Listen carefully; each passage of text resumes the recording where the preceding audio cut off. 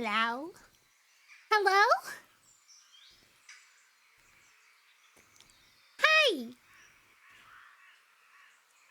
Okay, before we begin, I messed around with my audio levels.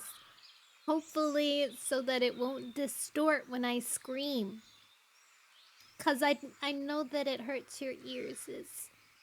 Not that I'm gonna be screaming this stream, but if it's too loud right now, please tell me so that I can like put it lower.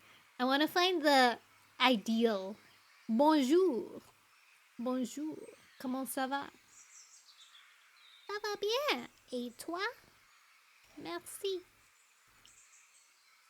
Everything sounds good to you? Sounds fine? Woohoo!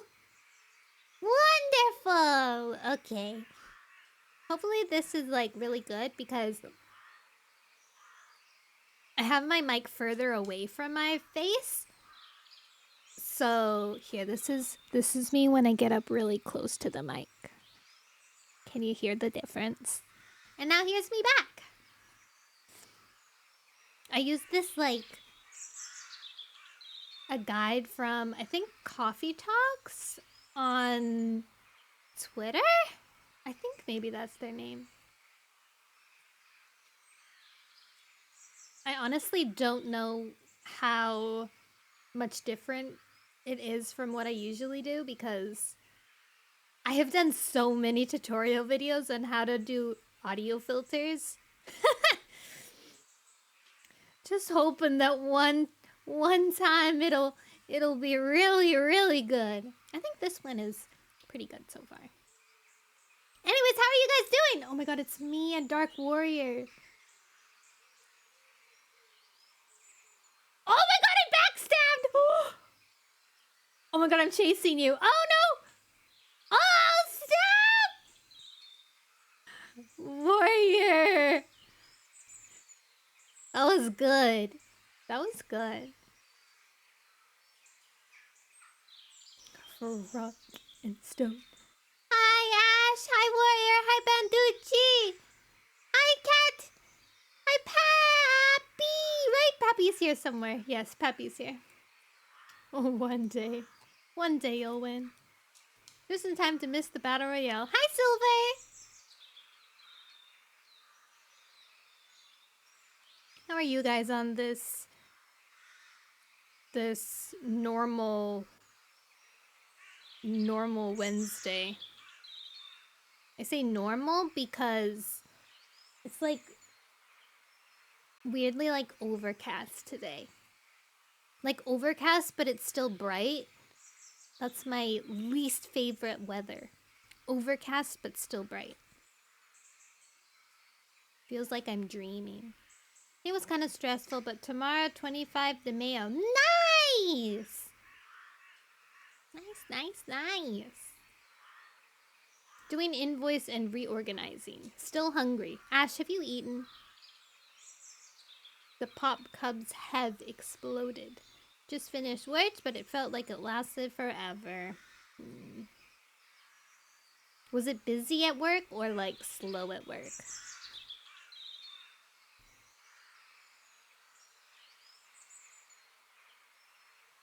I hope it was... Oops, my mouse. I don't know why sometimes I can see my mouse and other times I can't. Let me try some. No, I can't because...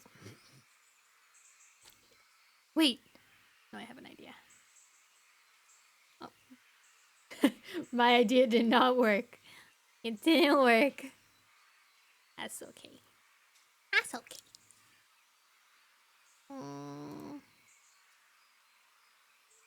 It was like so busy. We had stuff to do. It just dragged out today. But I'm ready to big chill. Yes! Let's get into it. I actually have water today, guys. But unfortunately, the cup that I used is kind of stinky. So it's deterring me from drinking out of my water. But I do have coffee. It's cold coffee, but it's coffee. Okay, what happened last time?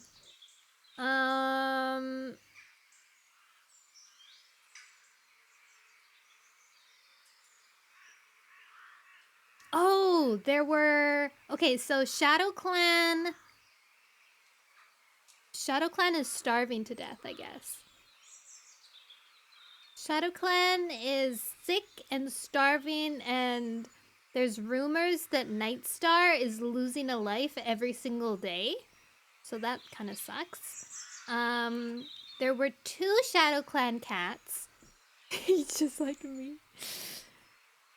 There's 2 Shadow Clan cats that are currently hiding out in Thunder Clan territory because Cinderpelt has offered to help take care of them. She may have invented a cure for their rat sickness because I guess what they have is like a rat sickness because somebody ate a rat and the rats carry disease and then everyone dies because they get the rat disease. The plague! Plague! It's plague, right? The rats. We are the rats. What else happened? Plague Inc. I love that game. I've never won it.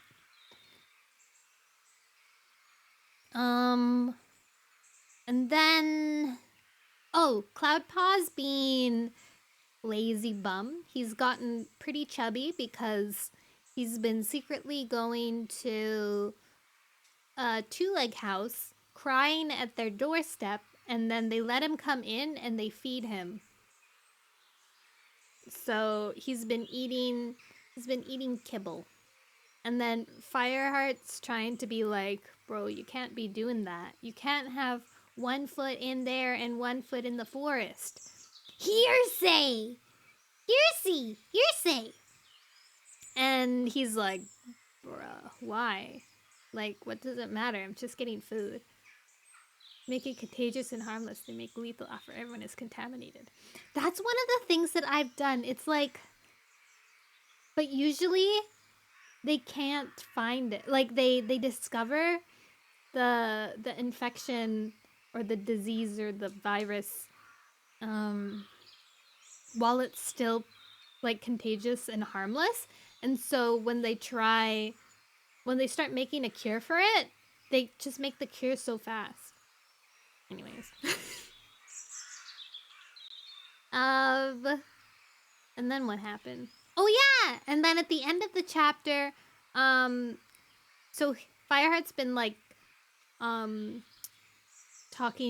confiding. He's been confiding in Sandstorm, and he's told Sandstorm that Cloudpaw is like being suspicious. And so they decided to go follow her. Hi! Hello! Today's Warrior Cat reading! Wyvern. I was trying to practice how to say your name yesterday.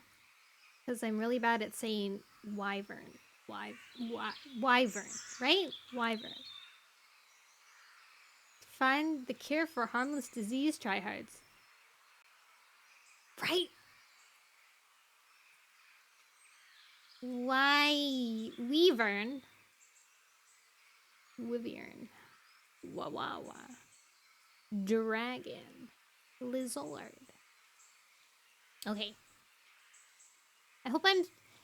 Does wyvern work? I can't remember if it's just Jew, but don't believe in COVID. Wyvern. Okay. Wonderful. Thank you, Warrior.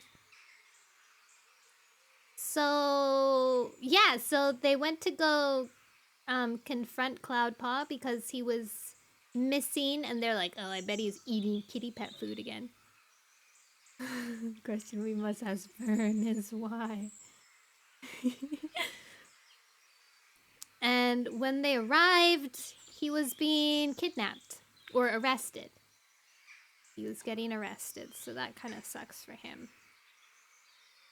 I'll read. I think that's all what's happened.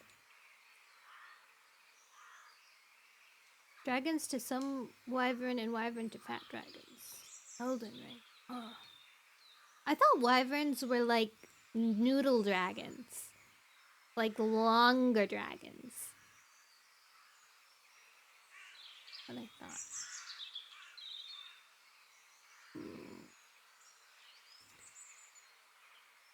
So far? Oh, those are worms! Wyerms. Wyerms? Would you say worms or wyerms? Wyverns are dragons without front arms. Oh! Dragons, forelegs, and wings. Wyverns have no front arms, but they have wings? Dragons have invaded Dave and Buster's. Oh. Thought the dragons had 4 legs and wings, and wyverns only had 2 legs and arms. The wings are their arms. Nice! I once saw this, like... It was like a cool picture that explained every single type of dragon. It was really useful. 2 dragons have 6 limbs, 2 of them are wings. Drakes, land dragons, no wings. So dinosaurs?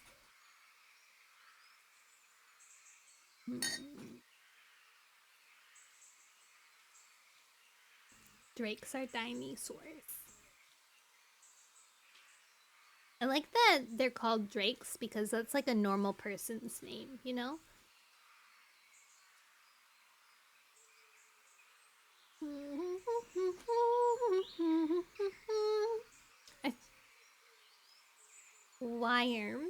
Worms, usually long dragons with just wings to glide, or something to float fly. Oh. What are the big long worms with like, I mean dragons with a bunch of legs and then a bunch of wings?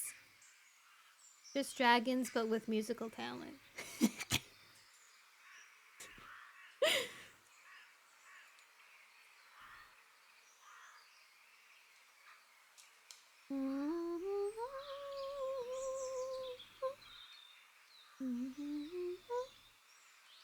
The question is never why everyone has dragons in their mythology, but why they call dragons so different creatures. Ah, a bunch of legs I think might be elusive millipede. Now it's a dragon! Okay, let me start reading, guys. I'm distracted with dragons. Dragoons. So I'll read the end of the last chapter.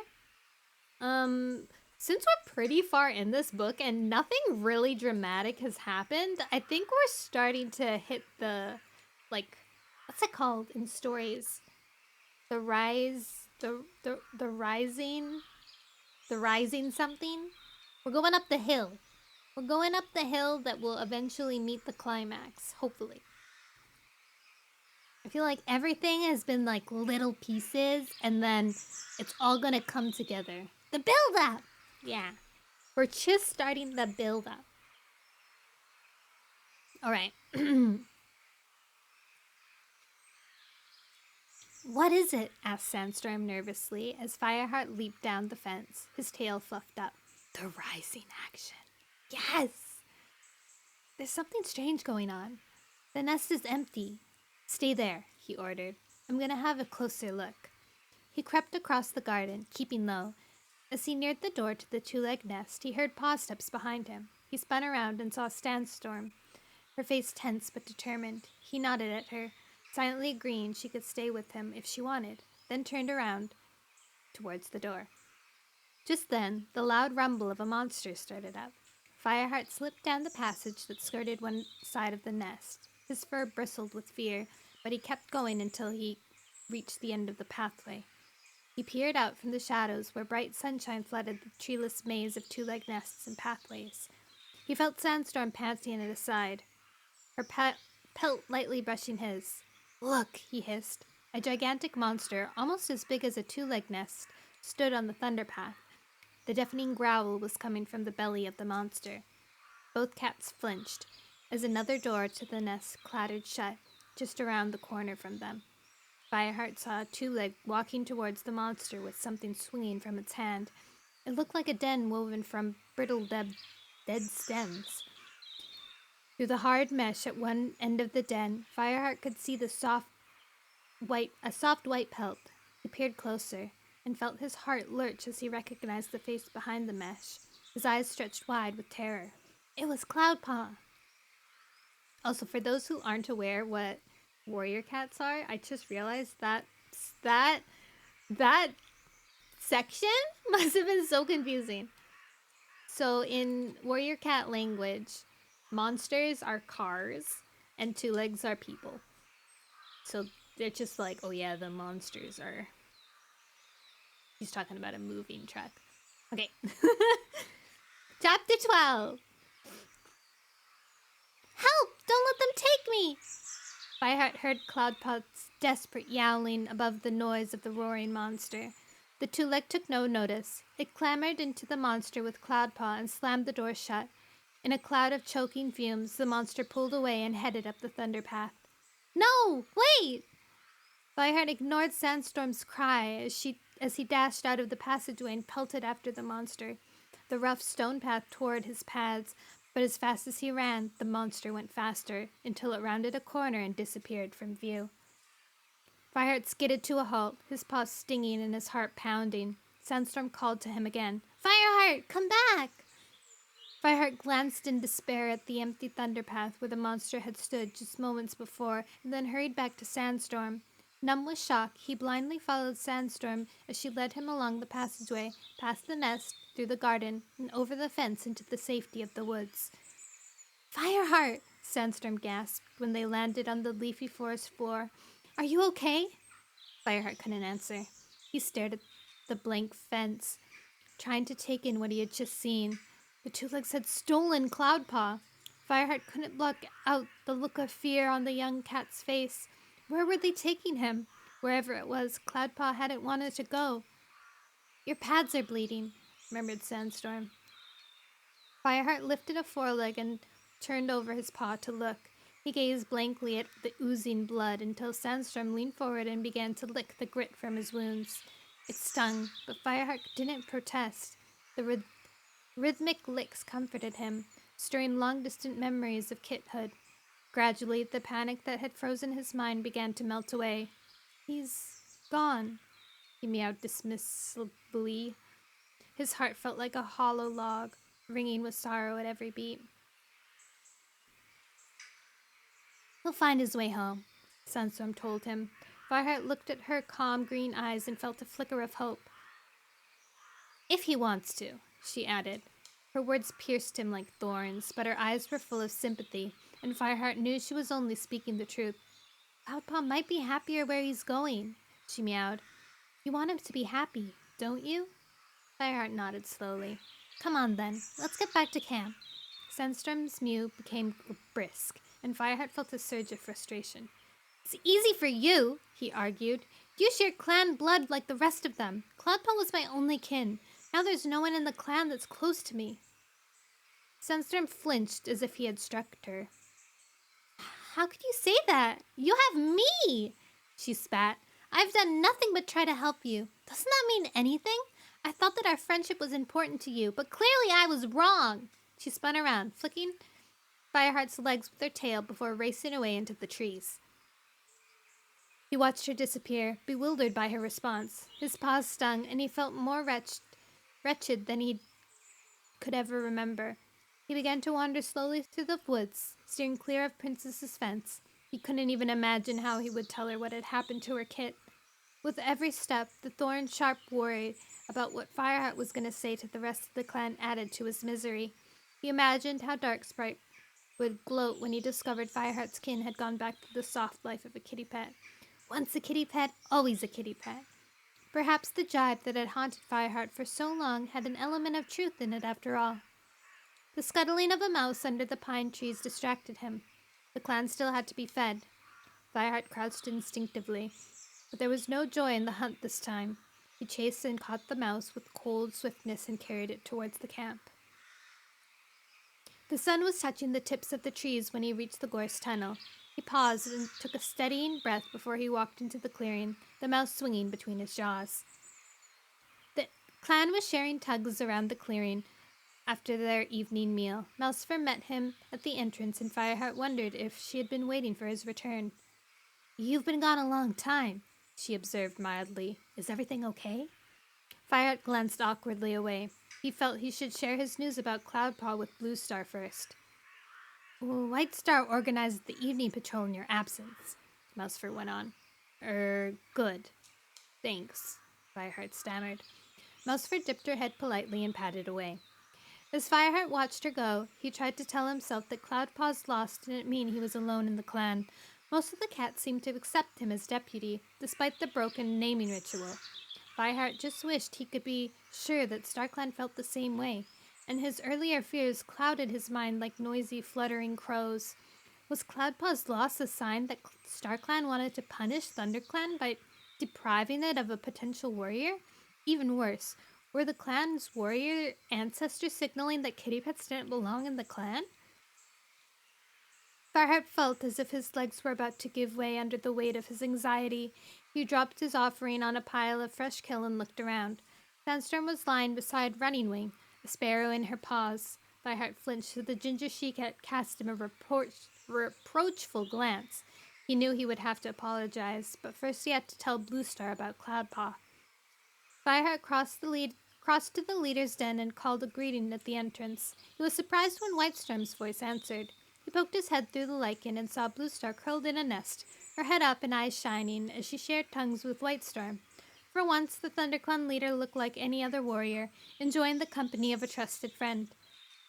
And as he saw the contented expression on Bluestar's face, Fireheart shed away from disturbing her with his bad news. He'd tell her later. "Yes? What is it?" asked Bluestar. I was just wondering if you were hungry," Fireheart stammered. "Oh." Bluestar sounded puzzled. "Thank you, but Whitestorm brought me something." She dipped her head towards the half-eaten pigeon that lay on the floor of her den. Fine. I'll leave you to eat it then." Fireheart quickly backed out before she could ask what he had been up to. He returned to the fresh kill pile, picked up the mouse he'd caught earlier, and carried it towards the nettle clump where Sandstorm and Running Wing lay. Sandstorm looked away when she saw him coming and busied herself with tearing the wings off her fresh kill. Fireheart dropped his mouth onto the ground. "Hey there," Running Wing greeted him. "I thought you were going to miss mealtime." Fireheart tried to purr a friendly reply, but his answer came out hoarsely. "Busy day." Running Wing glanced at Sandstorm, who was still ignoring the clan deputy, and Fireheart thought he saw the lean warrior's whiskers twitch. "Sorry about earlier," Fireheart whispered to Sandstorm. "So you should be," she muttered, not looking up. "You've been a good friend," Fireheart persisted. "I'm sorry I made you think I don't appreciate you." "Yeah, well, next time try thinking beyond your own whiskers." "Are we friends again?" Fireheart meowed. "We always were," she replied simply. Relieved, Fireheart lay down beside her and began to crunch on his mouse. Running Wing hadn't uttered a word, but Fireheart noticed that his eyes were glowing with amusement. His interaction with Sandstorm was obviously attracting attention from the other warriors. Fireheart felt a self-conscious prickle ripple through his fur, and he looked awkwardly around the clearing. Darkstripe was sitting in front of the apprentice den talking to Ashpaw. Fireheart wondered why he was speaking to Dustpelt's apprentice instead of sharing a meal with the other warriors. Ashpaw was shaking his head, but the dark tabby warrior carried on talking until Ashpaw lowered his eyes and began to pat across the clearing towards the nettle patch. Fireheart's ears twitched. From the way Darkstripe was watching the young gray apprentice, he could tell something was up. Ashpaw stopped in front of Fireheart, his small body stiff and his tail flicking nervously. "Is something wrong?" Fireheart asked. I was just wondering where Cloudpaw was," mewed Ashpaw. He said he'd be back by mealtime." Fireheart gazed past the apprentice at the dark tabby who was watching them closely. His amber eyes glinted with undisguised interest. "Tell Darkstripe that if he wants to know, he should ask me himself," he snapped. Ashpaw flinched. I'm sorry," he stammered. Darkstripe told me." The apprentice shuffled his paws and suddenly looked up, staring Fireheart straight in the eye. Actually, it's not just Darkstripe who wants to know. I'm worried too. Cloudpaw promised he'd be back by now." The gray apprentice hesitated, glancing away, and finished. "Wherever else he might do." Whatever else he might do, Cloudpaw always keeps his word. Fireheart was amazed. It had never occurred to him that Cloudpaw would have earned the respect and loyalty of his den mates like any other warrior. But what did Ashpaw mean by whatever else he might do? Suspicious.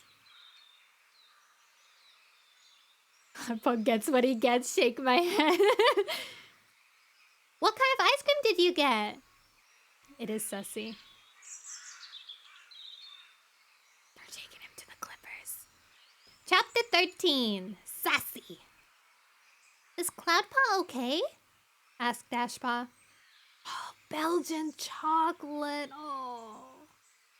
Something like so yummy about just like rich chocolate ice cream. Is Cloudpaw okay? Asked Ashpaw. Fireheart blinked while he searched for the right words to explain Cloudpaw's disappearance. I believe Cloudpaw has left the clan, he murmured at last. There was no point trying to hide what had happened. Ashpaw's eyes grew wide with shock and bewilderment. Left? He echoed. But he would have told us. I mean, I never thought he'd stay there. Stay where? Asked Running Wings sharply. Oh my god, they knew. Running Wings sharply, sitting up. What's going on? Ashpaw glanced guiltily at Fireheart, knowing he had betrayed his friend's secret. Go back to your supper. Fireheart meowed gently. You can tell Darkstripe that Cloudpaw has returned to his kitty pet life. There's no need for secrets anymore. I just can't believe he's actually left, mewed Ashpaw sadly. I'll really miss him. He turned and plodded back to the apprentice's den, where Darkstripe sat waiting like a hungry owl. The news would be all through the camp by sunset. Where's Cloudpaw gone? Demanded Running Wing, turning to Fireheart. He's gone back to live with Two Legs, Fireheart replied, each word dropping like a stone into the sultry forest air. His eyes still rang with Cloudpaw's heartbreaking cries for help, but Fireheart couldn't see that it would do any good to start making excuses for his errant apprentice. How could he convince the clan that Cloudpaw had been taken against his will, when they would all remember that the apprentice had been growing fat from two-leg offerings? Running Wing frowned. Darkstripe is going to enjoy hearing that. The tabby warrior was already staring triumphantly across the clearing as he leaned down to listen to Ashpaw's news. With a sinking feeling, Fireheart watched as he trotted over to Longtail and Smallier, and the news of Cloudpaw's disappearance began to spread through the clan like tendrils of dark, clinging ivy. Smallier squeezed between the branches of the oak to share the news with the other elders, while Longtail nodded to his former mentor and headed towards the nursery. Just as Fireheart had feared, Darkstripe was making sure the whole camp knew that Fireheart's kin had returned to his kitty pet roots. Aren't you gonna do anything? Asked Sandstorm, her voice sharp with indignation. Are you gonna leave it to Darkstripe to tell the clan about Cloudpaw? Fireheart shook his head. How can I fight the truth? He meowed sadly. You should speak to the clan, snapped Sandstorm. Explain what really happened. Cloudpaw rejected clan life as soon as he started accepting kitty pet food, Fireheart pointed out. Well, you should at least tell Bluestar, Sandstorm urged. Too late, murmured Running Wing. Fireheart followed the brown warrior's gaze and saw Darkstripe padding towards Bluestar's den. She was going to have her evening disturbed, but she needed peace more than anything else. Fireheart thrashed his tail at Darkstripe's selfish spite, although he knew the most of his anger was directed at Cloudpaw. Come on, you might as well eat your supper, meowed Sandstorm, more gently now, but Fireheart had no appetite left. He could only stare around the clearing, returning the glances from the other clan cats, some anxious, some just greedily curious, as they learned about Cloudpaw's desertion. Running Wing's tail flicked one of Fireheart's hind legs. Look out. Darkstripe was heading towards them with a smug expression he didn't even try to hide. Bluestar wants to see you, he meowed loudly to Fireheart. With a resigned sigh, Fireheart stood up and made his way to the ThunderClan leader's den. He hesitated at the entrance, feeling a flicker of anxiety. It seemed inevitable that Bluestar would see Cloudpaw's disappearance as yet another betrayal by a ThunderClan cat. Did this mean she would start to doubt Fireheart as well, because of his kitty pet origins? Come in, Fireheart, Bluestar called. I can smell you lurking out there. He pushed through the lichen. Bluestar was curled in her nest with Whitestorm beside her, his eyes wide with curiosity. Fireheart pricked his ears, trying to stop them from twitching and betraying his nerves. So that's why you came to see me earlier, meowed Bluestar, wondering if I was hungry indeed. Fireheart was caught off guard by the amused purr in her voice. You only usually offer to bring food to my den if you think I'm dying. You had me thinking there was a rumor going around camp that I was on my last legs. Fireheart couldn't believe that she was taking the news about cloudpaw so calmly. I'm sorry, he stammered. I was gonna tell you about cloudpaw, but you seem so peaceful. I didn't want to upset you. I may not be feeling well lately, Bluestar acknowledged with a dip of her head, but I'm not made of cobwebs. Her blue eyes grew serious as she went on. I am still your leader, and I need to know everything that's going on in my clan. Yes, Bluestar, answered Fireheart. Now, Darkstripe tells me that Cloudpaw has gone to live with Two Legs. Did you know this might happen? Fireheart nodded. But not until recently, he added. I only found out yesterday he was visiting a two-leg nest for food. And you thought you could sort him out yourself, murmured Bluestar. Yes. Fireheart glanced at Whitestorm, who watched in silence, his old eyes missing nothing. You can't tell a cat what his heart should feel, Bluestar warned. If Cloudpaw's heart longed for a kitty pet life, then not even StarClan could change him. I know, Fireheart agreed, but it's not as simple as that. He didn't want to excuse Cloudpaw's behavior to the rest of the clan, but he wanted Bluestar to know the whole story. Although whether that was for Cloudpaw's sake or his, he wasn't quite sure. He was taken away by the Two Legs against his will. Taken away? Echoed Whitestorm. What makes you say that? I saw him being carried off inside a monster, Fireheart explained. He was crying out for help. I chased after him, but there was nothing I could do. But he'd been accepting food from these Two Legs for some time, Bluestar reminded him, narrowing her eyes. Yes, Fireheart admitted. I spoke to him about that yesterday, and I'm not sure he really wanted to live a kitty pet life. He seemed to still think of himself as a clan cat. Fireheart swallowed uncomfortably. I don't think Cloudpaw understood how far he was breaking the warrior code. Are you sure he is the sort of warrior that ThunderClan needs? Asked Bluestar. Fireheart lowered his eyes, ashamed of his apprentice, and recognized the truth in Bluestar's words. He's still young, he meowed quietly. I think he has the heart of a clan cat, even if he doesn't realize it himself yet. Fireheart, Bluestar's mew was gentle. ThunderClan needs loyal, brave cats, like you. If Cloudpaw was taken, then perhaps it is what StarClan intended. He may not be forest-born, but he has been part of our clan long enough for our warrior ancestors to take an interest in him. Don't be too sad. Wherever he has gone, StarClan will make sure he finds happiness there. Fireheart raised his eyes slowly to his old mentor. Thanks, Bluestar, he meowed. He wanted to believe that StarClan had Cloudpaw's best interests at heart. That they weren't punishing the clan or signaling their disapproval of kitty pets by sending the apprentice away. He wasn't entirely convinced, but he was grateful to the leader for her sympathy, and heartily relieved that she hadn't read any darker message into Cloudpaw's disappearance. That night, Fireheart dreamed again. The clear night sky stretched overhead as his dream swept him high above the forest to four trees, holding him in its starry talons before dropping him down onto the great rock. Fireheart felt the ageless strength of the boulder beneath his paws and relished the coolness of the smooth stone on his pads, which still stung from chasing after Cloudpaw. He felt Spotted Leaf coming, and with the feeling came a surge of relief that she had not abandoned him, like in his last dream. Fireheart. The familiar voice whispered in his ears, and Fireheart spun around, expecting to see the medicine cat's tortoiseshell coat glowing in the moonlight, but she was not there. Spotted Leaf, where are you? He called out, his heart aching with longing to see her. Fireheart, the voice murmured again. Beware of an enemy who seems to sleep. What do you mean? Asked Fireheart, his chest tightening. What enemy? Beware! Fireheart opened his eyes and jerked up his head. It was still dark inside the den, and he could hear the steady breathing of the other ThunderClan warriors.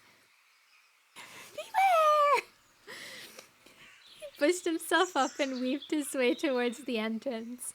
As he slipped past Darkstripe, he noticed that the warrior's ears were pricked and alert, although his eyes were closed. Beware of an enemy who seems to sleep. The warning sounded again in Fireheart's head, but he shook the thought away. Spotted Leaf didn't need to remind him to be wary of Darkstripe. Fireheart knew very well that Darkstripe's loyalty to the ThunderClan did not necessarily mean loyalty to him. Spotted Leaf's warning had been about something else, something she feared Fireheart could not see for himself. The clearing brought pale, silvery moonlight and a cold breeze. Fireheart sat at the edge and stared up at the stars.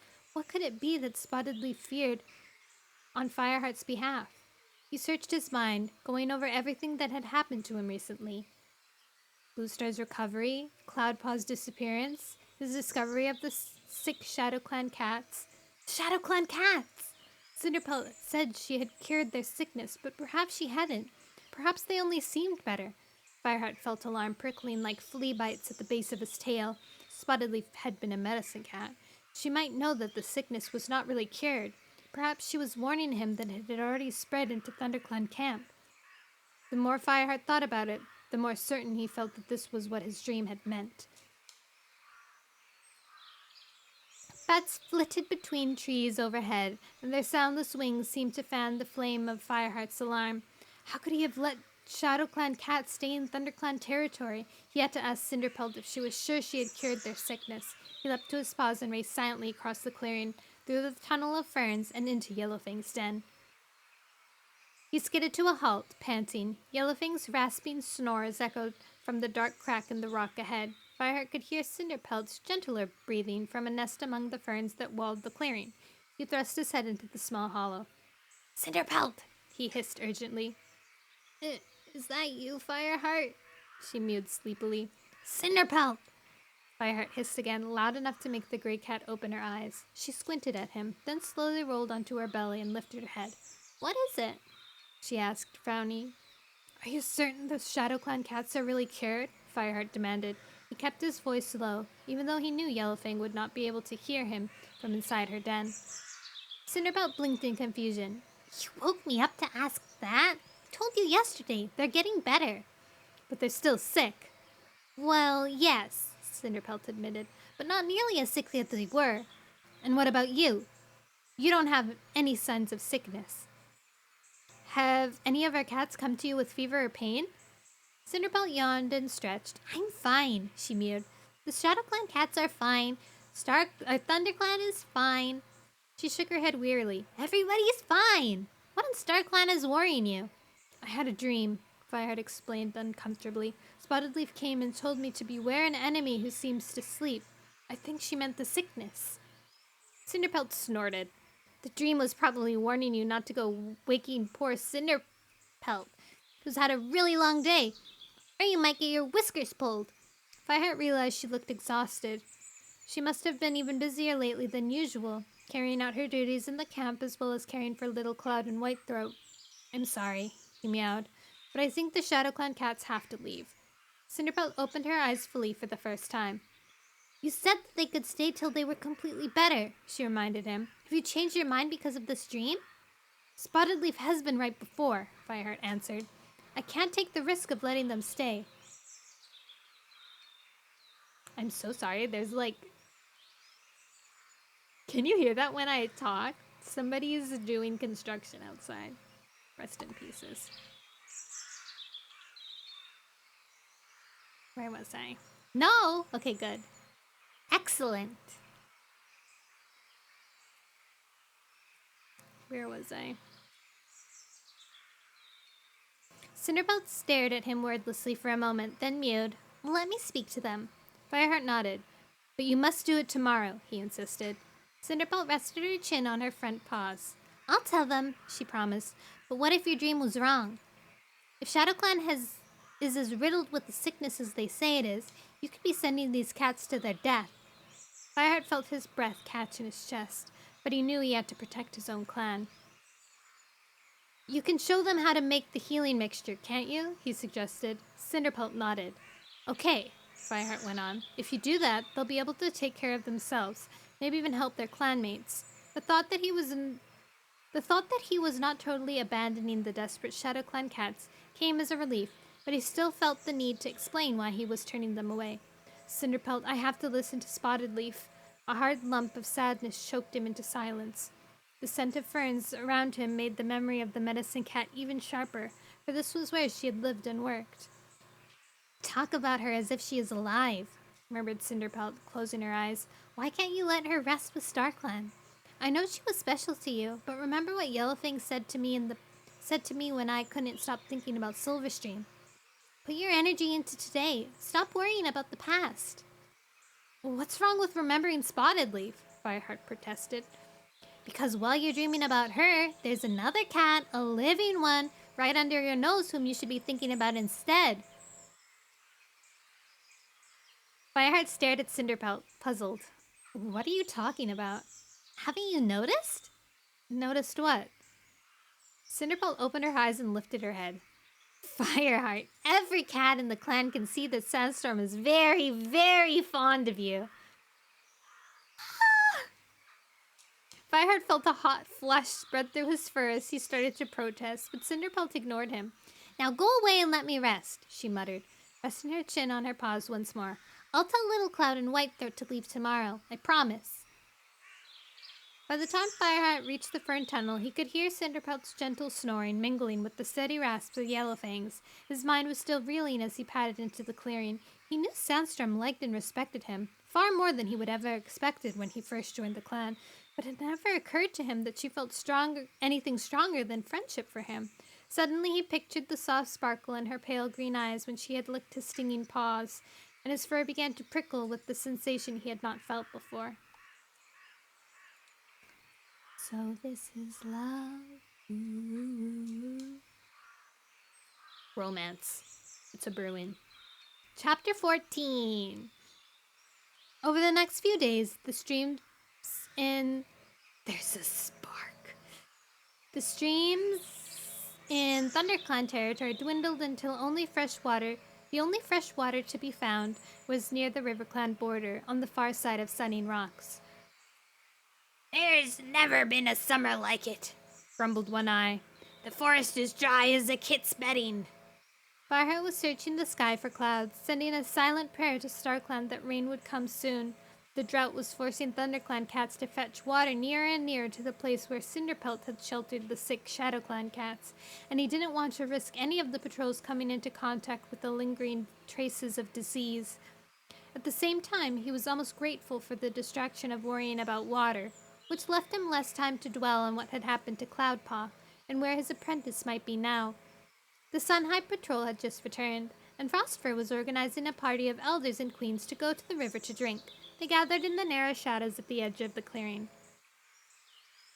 Why would StarClan...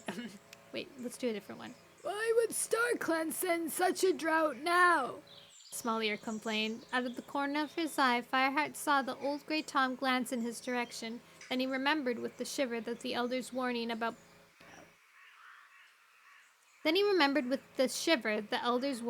the broken rituals. It's not the dryness that bothers me, rasped One Eye. It's the two legs out in the forest. I've never heard so many crashing around, scaring off prey and ruining our scent markers with their stench. A bit of rain might drive them away. Well, I'm worried about Willowpelt, meowed Speckletail. It's quite a journey to the stream and back, and she doesn't like to leave her kits for so long. But if she doesn't drink, her milk will dry up and her kits will starve. Golden flower, too, Patchpelt put in. Perhaps if we each carried back moss soaked in water, they could lick the moisture from that, he suggested. That's a great idea, Fireheart meowed. He wondered why he hadn't thought of that himself. Perhaps he had been trying to put the nursery, and one kid in particular, out of his mind. Can you bring some back today? The old black and white Tom nodded. We'll all bring some, offered Speckletail. Thank you. Fireheart blinked gratefully at her. He couldn't help thinking with a pang of regret how eagerly Cloudpaw would have volunteered to help the elders. He'd always been particularly close to them, listening to their stories at night and sometimes even sharing their meals. It stung Fireheart, if he had let himself think about it for too long, that the elders hardly seemed to notice Cloudpaw's absence. Was Fireheart the only cat in ThunderClan who thought Cloudpaw could have adjusted to life in the forest? He shook his ears irritably. Perhaps Bluestar was right, and the young cat had made the right decision to leave, but it didn't stop Fireheart from missing him with unexpected intensity. He called to Sandstorm and Brakenfur, who were resting in the shade of the nettle patch after the Sun High patrol. They leapt up at once and trotted over. Would you escort Smallier and the others? Fireheart meowed. I don't know how close to the river they'll have to go, and they'll need some backup if they bump into a RiverClan patrol. He paused. I know you're tired, but the other cats are out training, and I need to stay with Whitestorm to guard the camp. No problem, meowed Brakenfur easily. I'm not tired, Fireheart, insisted Sandstorm, fixing him with her leaf-green gaze. Fireheart's paws tingled as he remembered what Cinderpelt had told him a few nights ago. Great, he meowed, a little too loudly. He said, great! He meowed a little too loudly. He began washing his chest self-consciously, his looks becoming brisker as he noticed that Brakenfur's whiskers were twitching with amusement. He was relieved when the group padded out of the gorse tunnel, leaving him in the deserted clearing.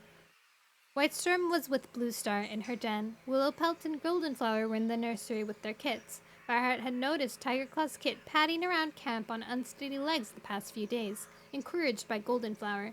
He'd found himself avoiding its eyes, and had looked on warily as, little by little, it joined in with clan life. Now, as he listened to its mewlings with the other kits, Fireheart's main thought was how hungry it would be if its mother didn't get water soon. He hoped the cats wouldn't have to travel all the way to the river, and he pictured the band of queens and elders moving slowly through the undergrowth with Sandstorm beside them, her orange fur glowing amongst the green fronds. With a jolt, he remembered the 6 Shadow Clan cats. What if Cinderpelt hadn't really sent them away and they were all still hiding there? Fireheart shuddered. He hurried towards Yellowfang's clearing and nearly bumped into Cinderpelt limping out of the tunnel entrance. What's the matter with you? She mewed cheerily. And then she looked at the frown on Fireheart's face and her expression changed. Did you tell Little Cloud and Whitethroat they must leave? Fireheart whispered urgently. We've been through this already, Cinderpelt sighed impatiently. Are you sure they've gone? They promised to leave that night. Her blue eyes challenged Fireheart to argue with her. And there's no stench of sickness left, he persisted, his fur prickling with worry. Look, she snapped. I told them to leave and they said they would. I don't have time for this. There are berries to be collected and the birds will get them if I don't. If you don't believe me about the Shadow Clan cats, why don't you check yourself? A low yowl came from the medicine cat's den. I don't know what you're mewling at out there, but stop it now and go fetch those berries. Sorry, Yellowfang, Cinderpelt called over her shoulder. I'm just talking to Fireheart. Her eyes flashed accusingly at him as Yellowfang's voice sounded again. Well, tell him to stop wasting your time, or he'll have me to answer to. Cinderpelt's shoulders relaxed and her whiskers twitched with amusement. Fireheart felt a pang of guilt. I love Yellowfang. I'm sorry to keep going on about it, Cinderpelt. It's not that I don't trust you, it's just that You're just a fretful old badger, she told him, nudging him affectionately on his shoulder. Go and check out the root cave for yourself, if you want to put your mind at rest. She brushed past him and limped towards the camp entrance. Cinderpelt was right. Fireheart knew he would be satisfied only once he'd seen the ancient oak himself to make sure it was free of both Shadow Clan cats and the sickness. But he couldn't leave now. He and Whitestorm were the only warriors in camp. His fur itching with frustration and worry, Fireheart began to pace the clearing. As he turned below the high rock to retrace his steps again, he spotted Whitestorm padding towards him. Have you decided on the evening patrol yet? Called the white warrior. I thought Running Wing could take Thornpaw and Mousefur. Good idea, answered Whitestorm distractedly. He clearly had something on his mind. Could Brightpaw go with the dawn patrol tomorrow? He asked. The The experience would do her good.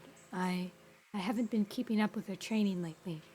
Whitestorm's ears twitched, and with a twinge of unease, Fireheart realized the White Warrior had been spending more and more time of his time with Bluestar. He couldn't help suspecting that Whitestorm was afraid of what the ThunderClan leader might do if he left her alone for too long. At the same time, Fireheart felt guiltily relieved that there was another cat in the clan, the most respected senior warrior no less, who shared his concern for their troubled leader.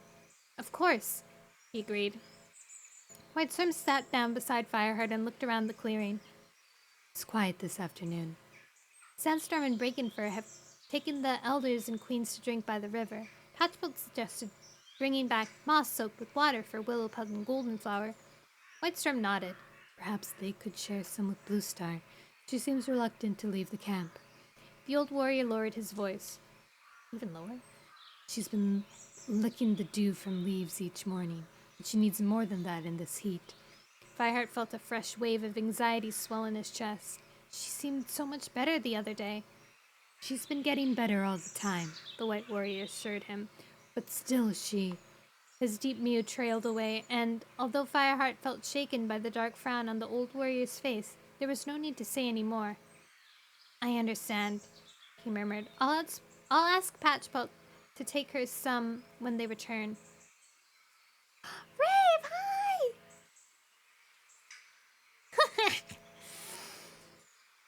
I'm good. We're reading right now. I hope you're doing well, Rave. Where was I? Thank you. Whitestorm narrowed his eyes at Fireheart. You're doing very well, you know, he remarked calmly. Fireheart sat up.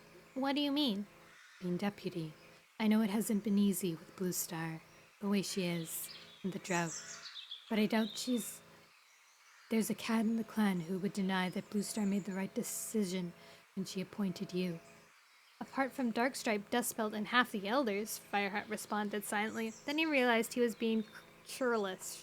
Churlish? He blinked gratefully at the White Warrior. Thank you, Whitestorm, he purred. He couldn't help feeling encouraged by such high praise from this wise cat, whose opinion he valued as much as Bluestar's. And I'm sorry about Cloudpaw, Whitestorm went on gently. It must be very hard for you. After all, he was your kin, and I think it's too easy for Clanboar cats to take that bond for granted. Fireheart was taken aback by the warrior's shrewdness. Well, yes, he began hesitantly. I do miss him. Not just because he was my kin. I truly believe he could have made a good warrior in the end. He glanced sideways at Whitestorm, half expecting the old cat to contradict him, but to his surprise the warrior was nodding. He's a good hunter, and a good friend to the other apprentices, Whitestorm agreed. But perhaps StarClan has had a different destiny for him. I am no medicine cat. I cannot read the stars like Yellowfang or Cinderpelt, but I have always been willing to trust our warrior ancestors, wherever they might lead our clan. And that is what makes you such a noble warrior, Fireheart thought, filled with admiration for Whitestorm's loyalty to the warrior code. If Cloudpaw had one whisker's worth of such understanding, perhaps things would have been very different. The sound of pebbles clattering outside the camp wall made both cats jump.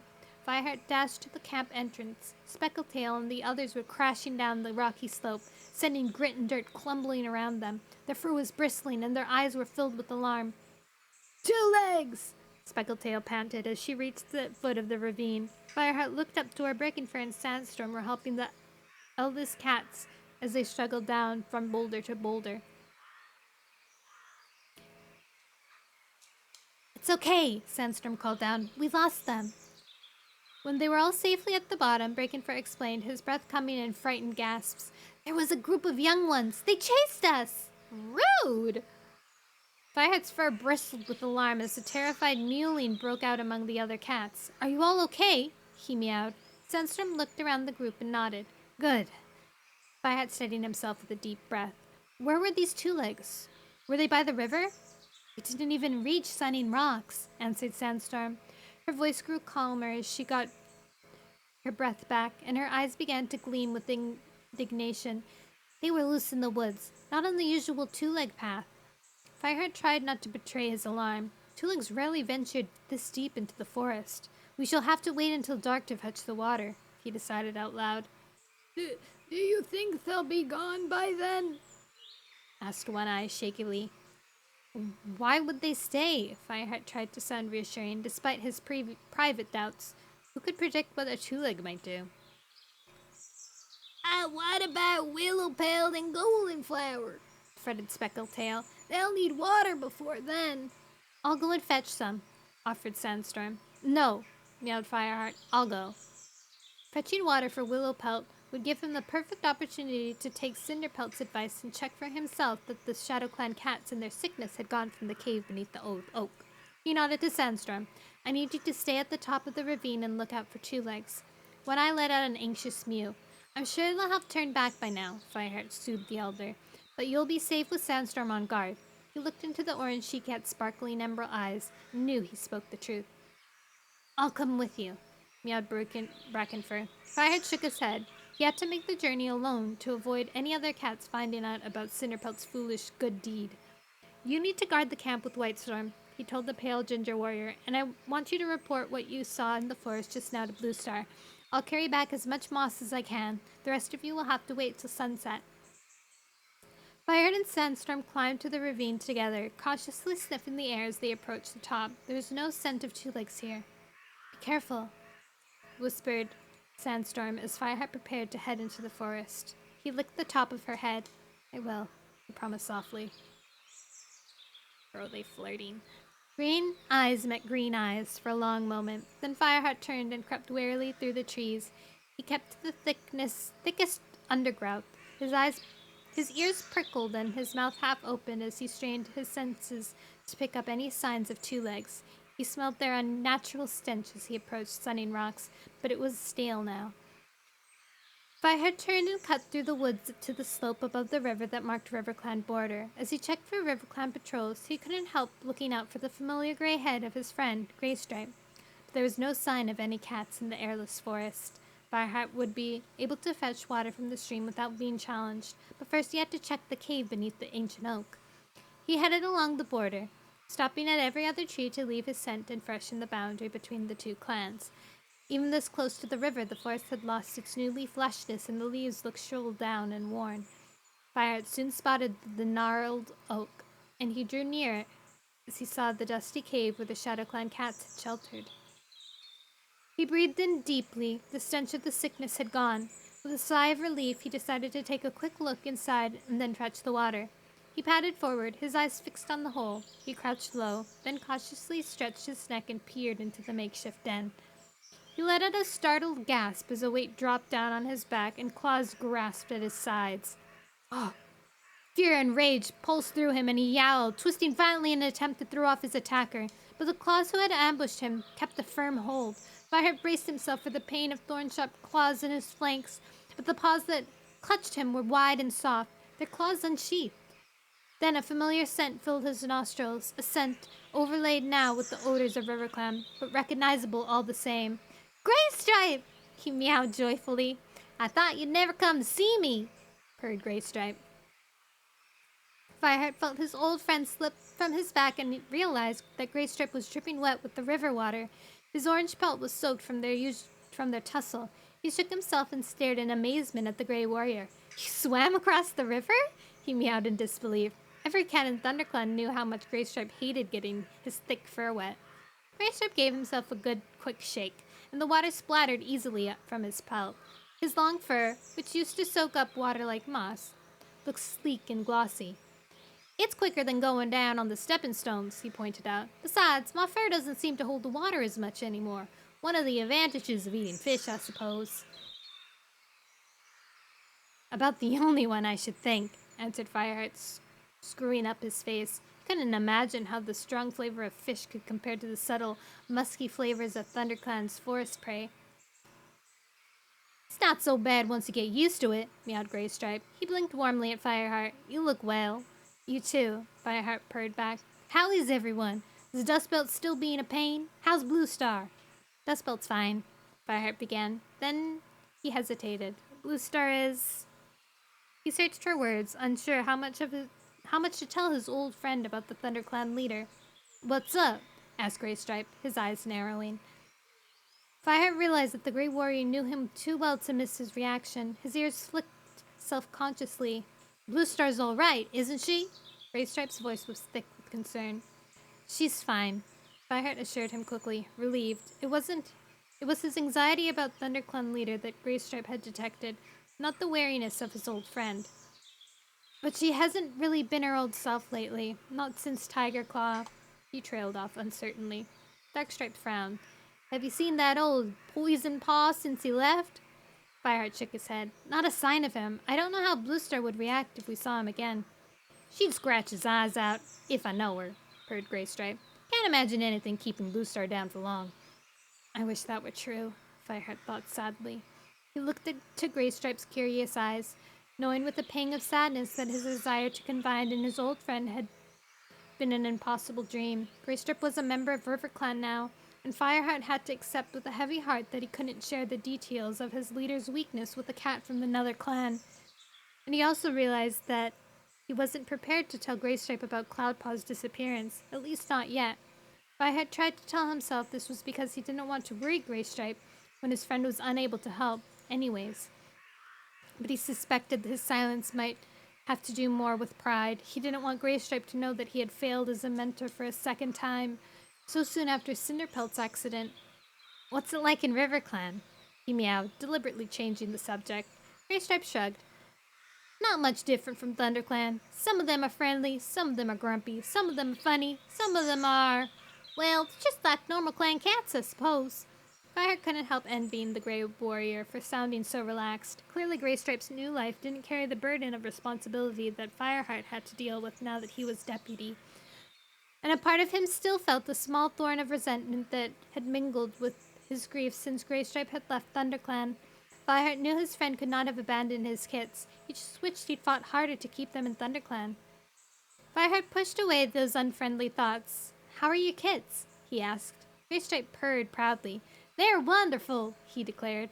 The she-kid is just like her mother, every bit as beautiful, and with the same temper.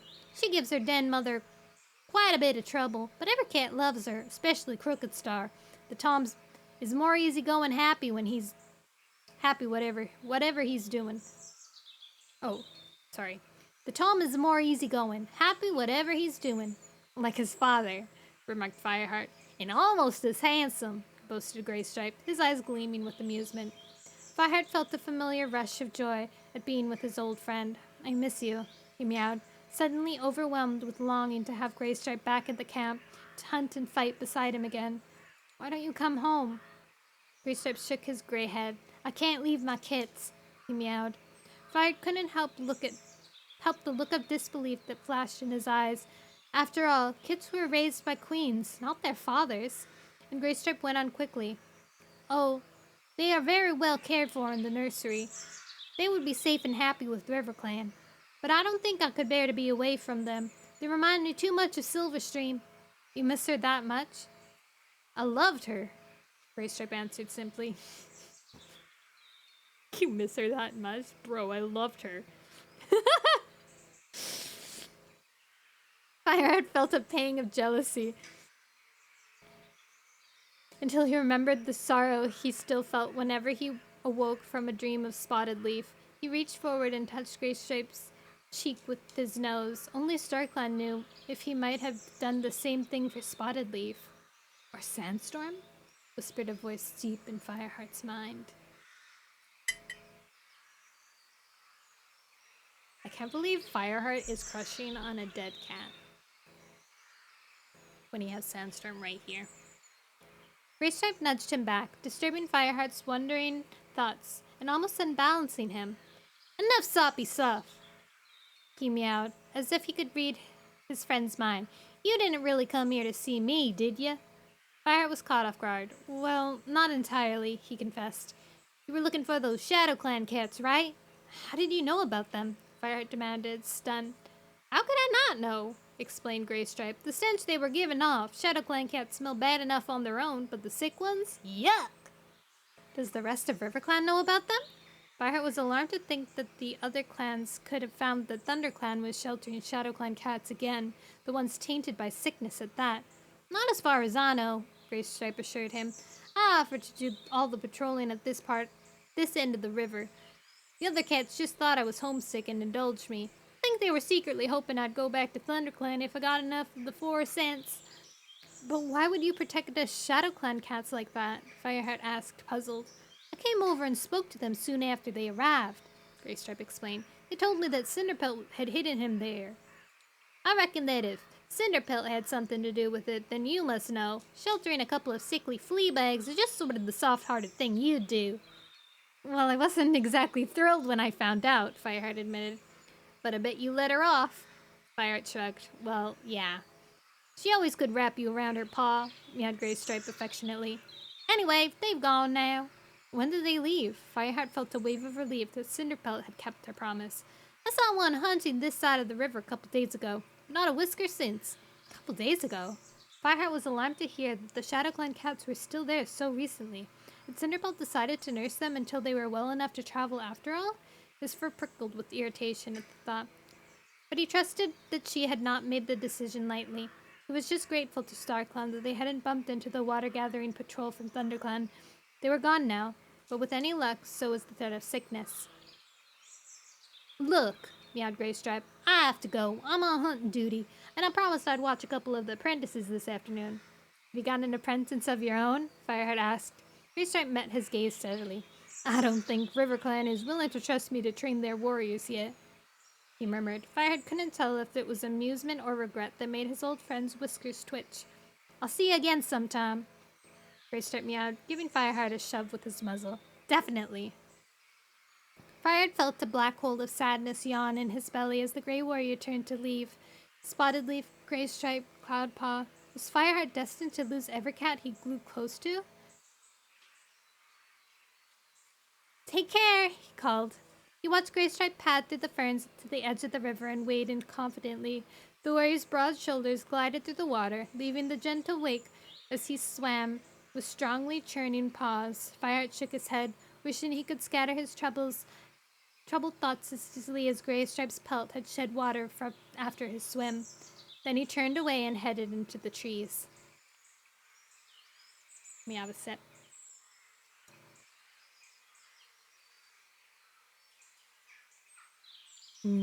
Water. Welcome back, Techno! I obliterated that ice cream. Excellent. You know, the other day I bought these Mickey bars, like Mickey ice cream bars. I had one the other night. I should have one again today after stream. Yum, yum, yum, yum, yum. Chapter 15. Wait, I have a hiccup. Fireheart carried the ball of wet moss gently between his teeth. Some of the moisture had dripped out on his journey home, soaking his chest and cooling his forepaws, but there would be enough to quench Goldenflower's and Willowpelt's thirst until a patrol could collect more after sunset. The clan lay in small groups around the clearing while the sun slowly slid towards the treetops. Most of them had eaten and were quietly sharing tongues in the customary grooming session, pausing briefly between licks to greet Fireheart as he emerged from the gorse tunnel. He nodded to Running Wing, Mousefur, and Thornpaw, who were about to go out on an evening patrol. Brindleface was getting ready to lead another group of elders to fetch water. She was gathering them together at the fallen oak, and Fireheart heard Small Ear's determined mew as he passed. We'll need to keep our ears pricked. Wait, more old. We need to keep our ears pricked and our eyes sharp while we're traveling, the old gray Tom went on. You can see that nick in my ear? I got this when I was apprentice, and I was swooped out of nowhere, but I'll bet my claws left a bigger scar than his. Fireheart felt his fur relax on his shoulders, soothed by the familiar murmurings of clan life. The Shadow Clan cats were gone, just as Cinderpelt had promised, and he had seen Greystripe. He slipped into the nursery and placed the moss gently beside Willowpelt and Goldenflower. Thank you, Fireheart, meowed Willowpelt. There'll be more after supper, Fireheart promised, as the two queens began to lick the precious drops of water from the clump of moss. He tried to ignore the eyes of Tigerclaw's Kit, gleaming hungrily from the shadows as Goldenflower pressed the moss with her muzzle to squeeze out another mouthful. Brindleface is going to leave the elders to the river once the sun has set and the woods are clear of two legs, Fireheart explained. Goldenflower licked her lips. It's been a while since some of them have been out in the forest after dark, she commented.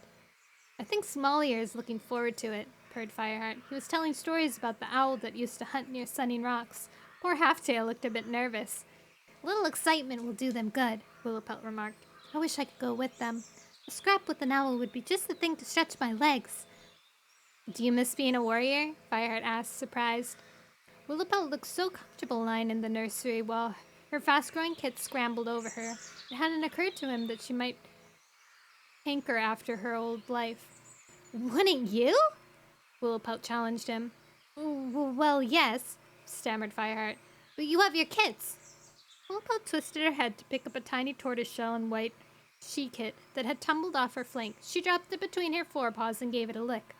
Oh yes, I have my kits, she agreed. But I miss running through the forest, hunting for my own prey, and patrolling our boulders.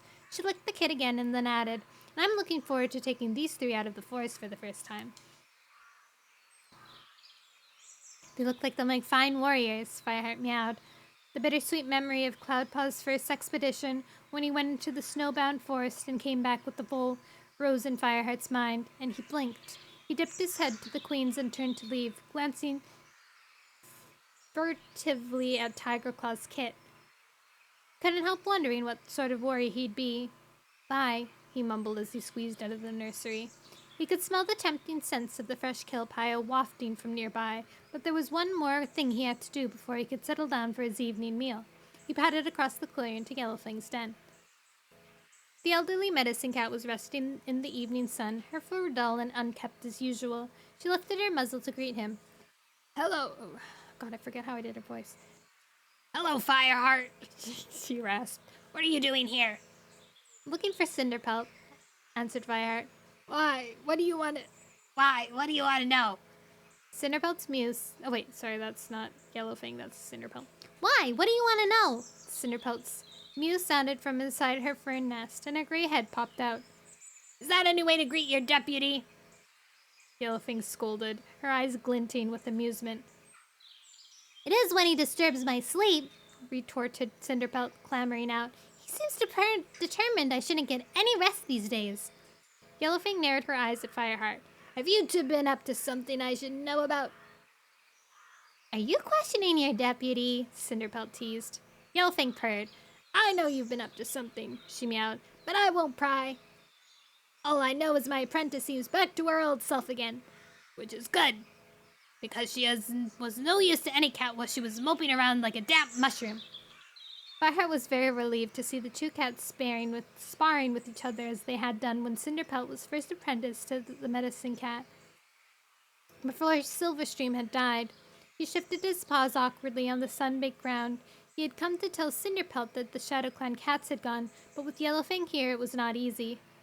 It's strange, Yellowfang growled, looking pointedly at Fireheart. I suddenly feel like fetching another mouse from the fresh kill pile. Fireheart blinked gratefully at the old medicine cat. Anything you want, Cinderpelt? She called over her shoulder as she padded towards the sun tunnel. Cinderpelt shook her head. Okay, I'll be back in a moment, Yellowfang rasped. Or maybe two. When she disappeared, Fireheart meowed quietly. He checked on the Shadow Clan cats. They've gone. Told you they would, replied Cinderpelt. But they didn't go until a couple days ago, Fireheart added. It wouldn't have done them any good to travel any sooner, mewed Cinderpelt. And I had to make sure they learned how to make the herb mixture before they went. Fireheart twitched his tail at Cinderpelt's stubbornness, but he couldn't bring himself to argue with her. He knew she believed with all her heart that she had done the right thing in caring for them, and part of him agreed that it had been worth the risk. I did tell them to leave, you know, she meowed, her tone losing some of its certainty. I believe you, Fireheart agreed gently. It was my responsibility to make sure they left, not yours. Sorry. Cinderpelt looked up at him curiously. How do you know they left? Graystripe told me. You spoke to Graystripe? Is he okay? He's fine, Fireheart purred. He swims like a fish now. You're kidding me, mewed Cinderpelt. I never expect that. Me neither, Fireheart agreed, then stopped, embarrassed, when his belly growled with hunger. Go and eat, Cinderpelt ordered. You better hurry up before Yellowfang demolishes the entire pile. Are you kidding me? Fireheart leaned down and licked Cinderpelt's ears. See you later, he mewed. Yellowfang had left him the choice of a squirrel or a pigeon.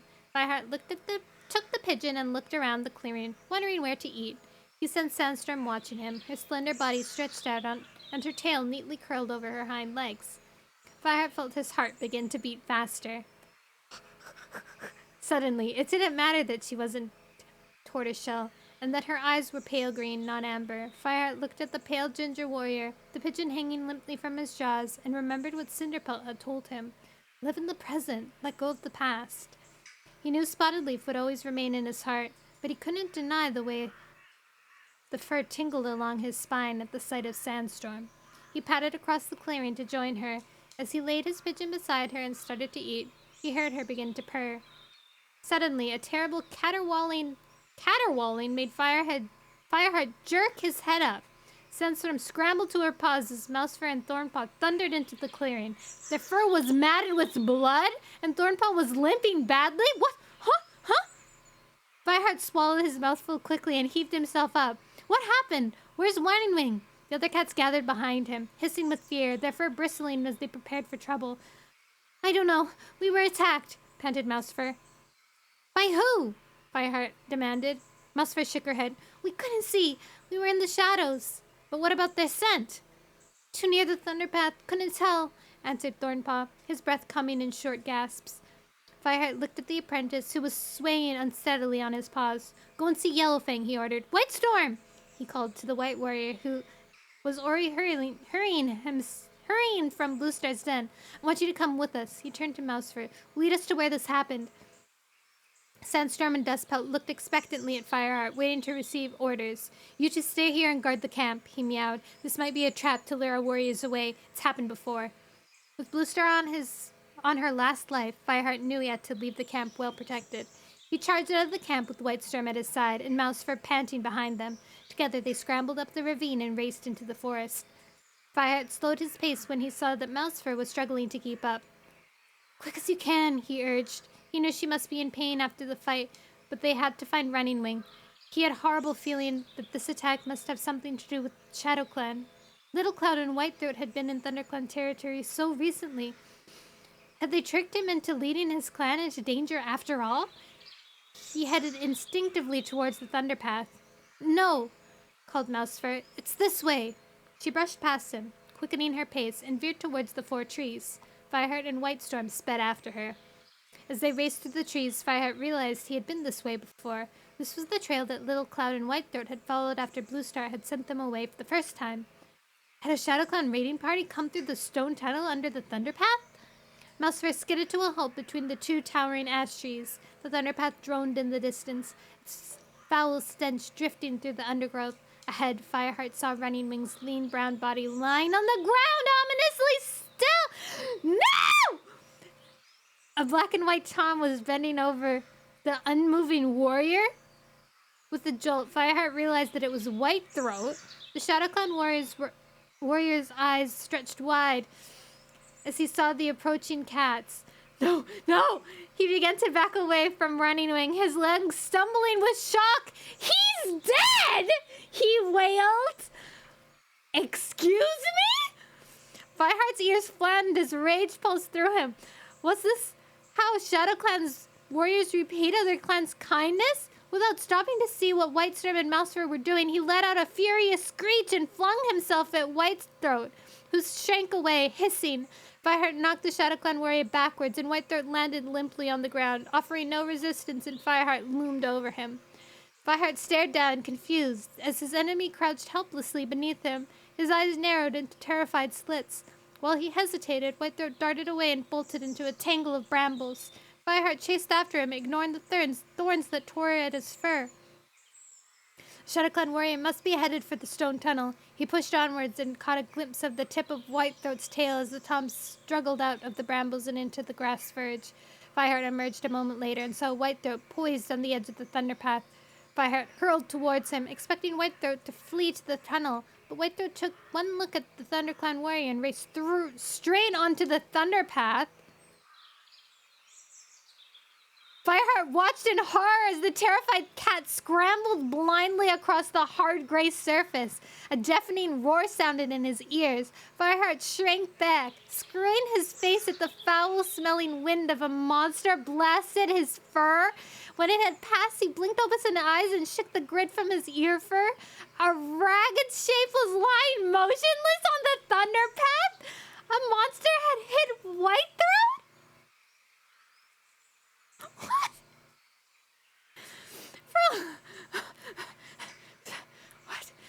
For a long heartbeat, Fireheart froze, flooded by dreadful memories of Cinderpelt's accident.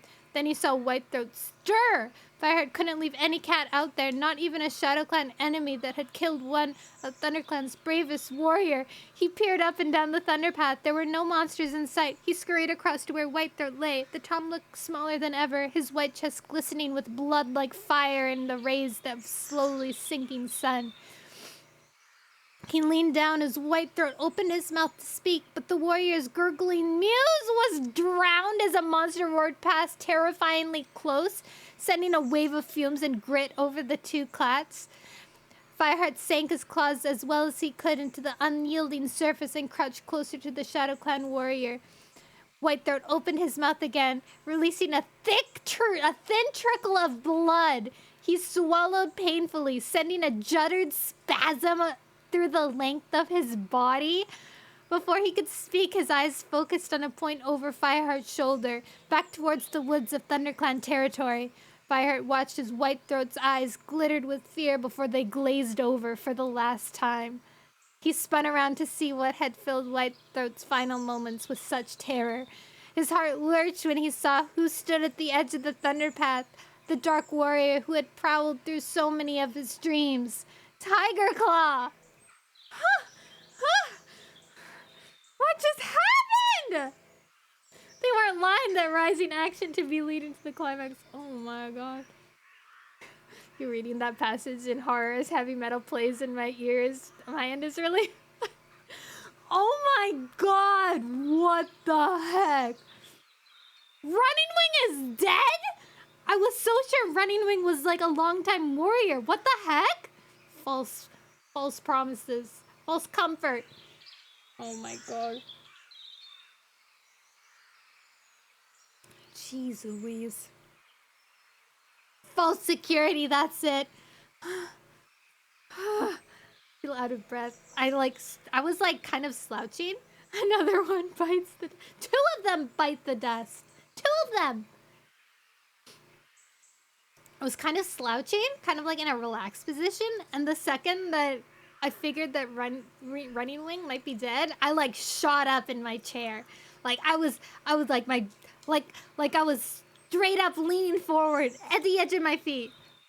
Announcer voice, Tiger Claw is on fire. Double kill.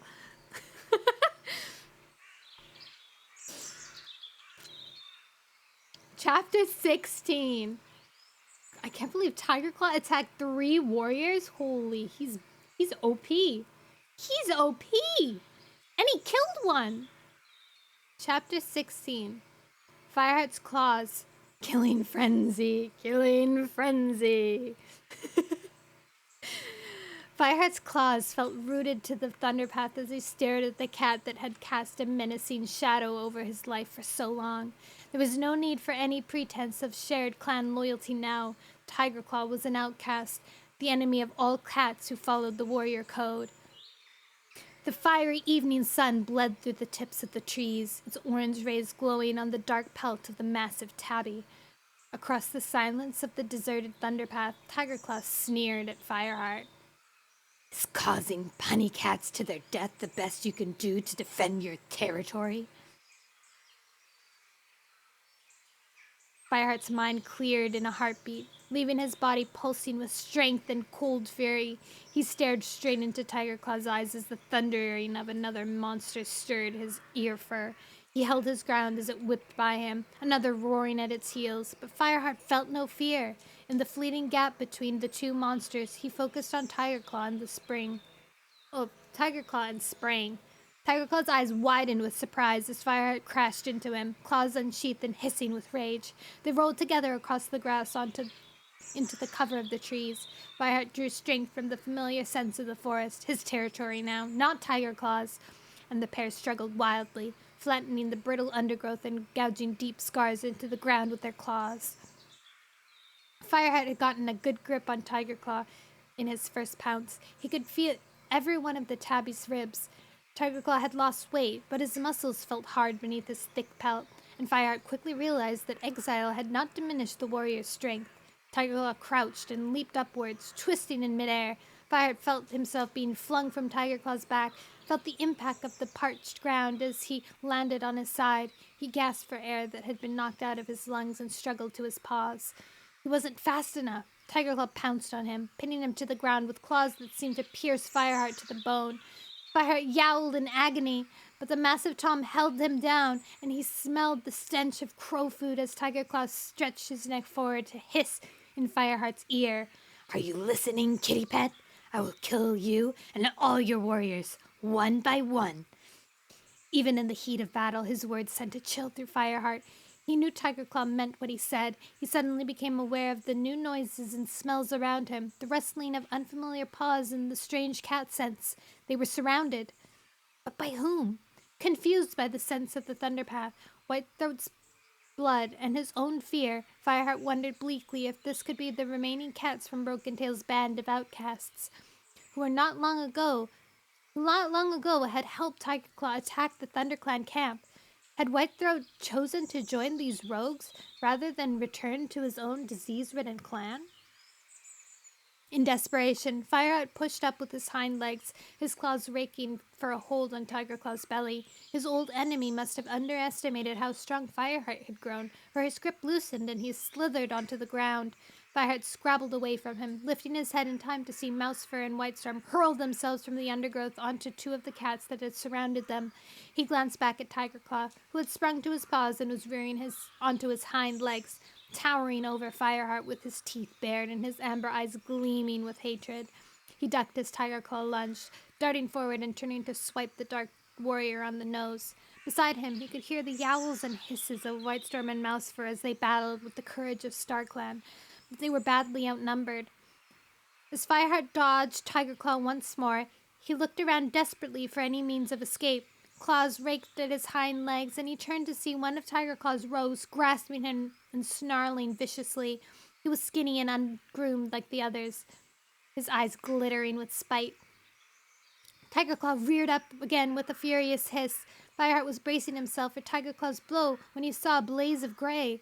A broad pair of shoulders flashed past, and Fireheart recognized a warrior he had fought alongside many times before. Graystripe! The gray warrior lunged at Tiger Claw's exposed belly, knocking him backwards. Fireheart whipped around and bit the shoulder of the cat that clung to his hind leg until he felt teeth scrape against bone. He released the rogue when it squelched and spat out the blood that dripped from his mouth. Astounded, Fireheart looked at the battle that raged around him. Graystripe must have brought a whole river-clan patrol, for now it was the rogue cats who were outnumbered as they struggled against the sleek-furred warriors. He turned to see Graystripe twisting free of Tiger Claw's grasp and sprang to help his friend. Together they reared at Tiger Claw, swiping at him to drive him backwards, matching step by step as they practiced so many times in training.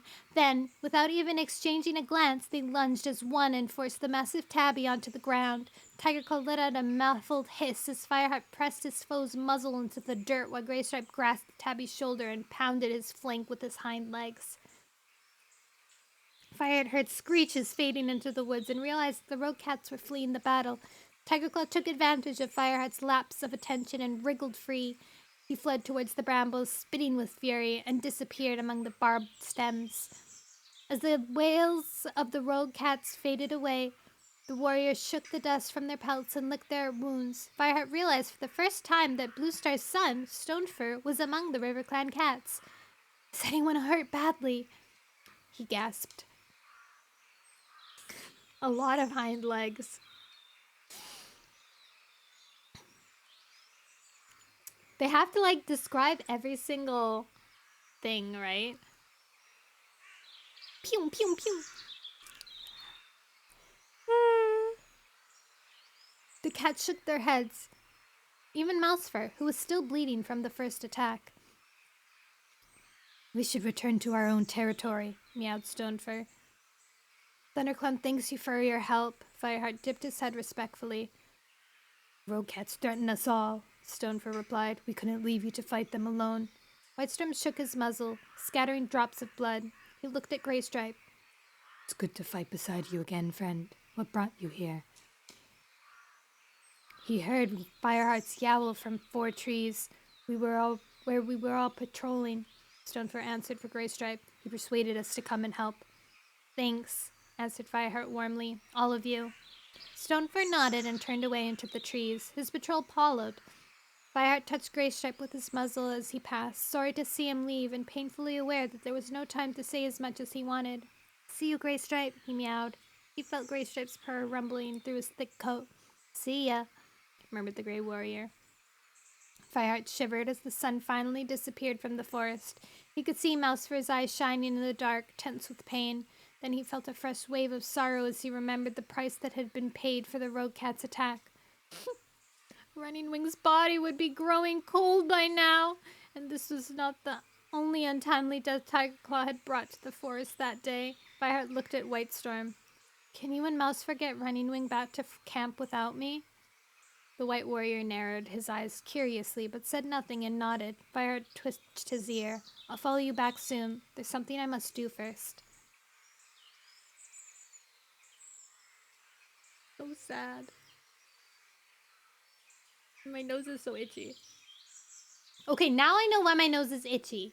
Aside from talking, it's pollen season. You know those like really big fluffy pollens that fall like cottontail, I think it is? Cottontail, cottonwood, something like that. They fall from trees like snow. They just started to fall today. They're here. They're coming for you.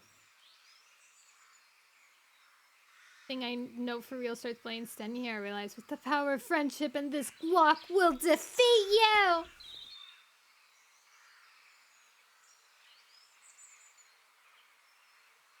I guess unlike most books, cats have their front legs and their hind legs and their claws.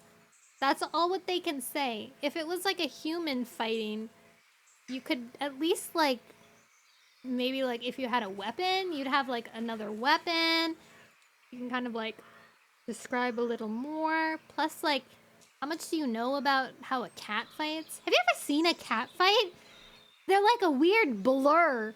They just like scream and they're so fast and they kind of like fly across the ground and then they separate and they're all like fuzzy. I don't even know what happens when a cat fights. I'll have to like watch a slowed down cat fight or something, you know? Like, I don't know what happens. Too fast for you to comprehend. My small brain does not go that fast. They're too advanced. They're too quick. And it's funny because it all happens in a matter of seconds, right? So, like, these cat fights, in reality, like, even though I was reading them for a while, and sometimes it sounds like they've been going on for a while, they're probably only, like, a minute long at most. Every single fight. At most, only a minute long.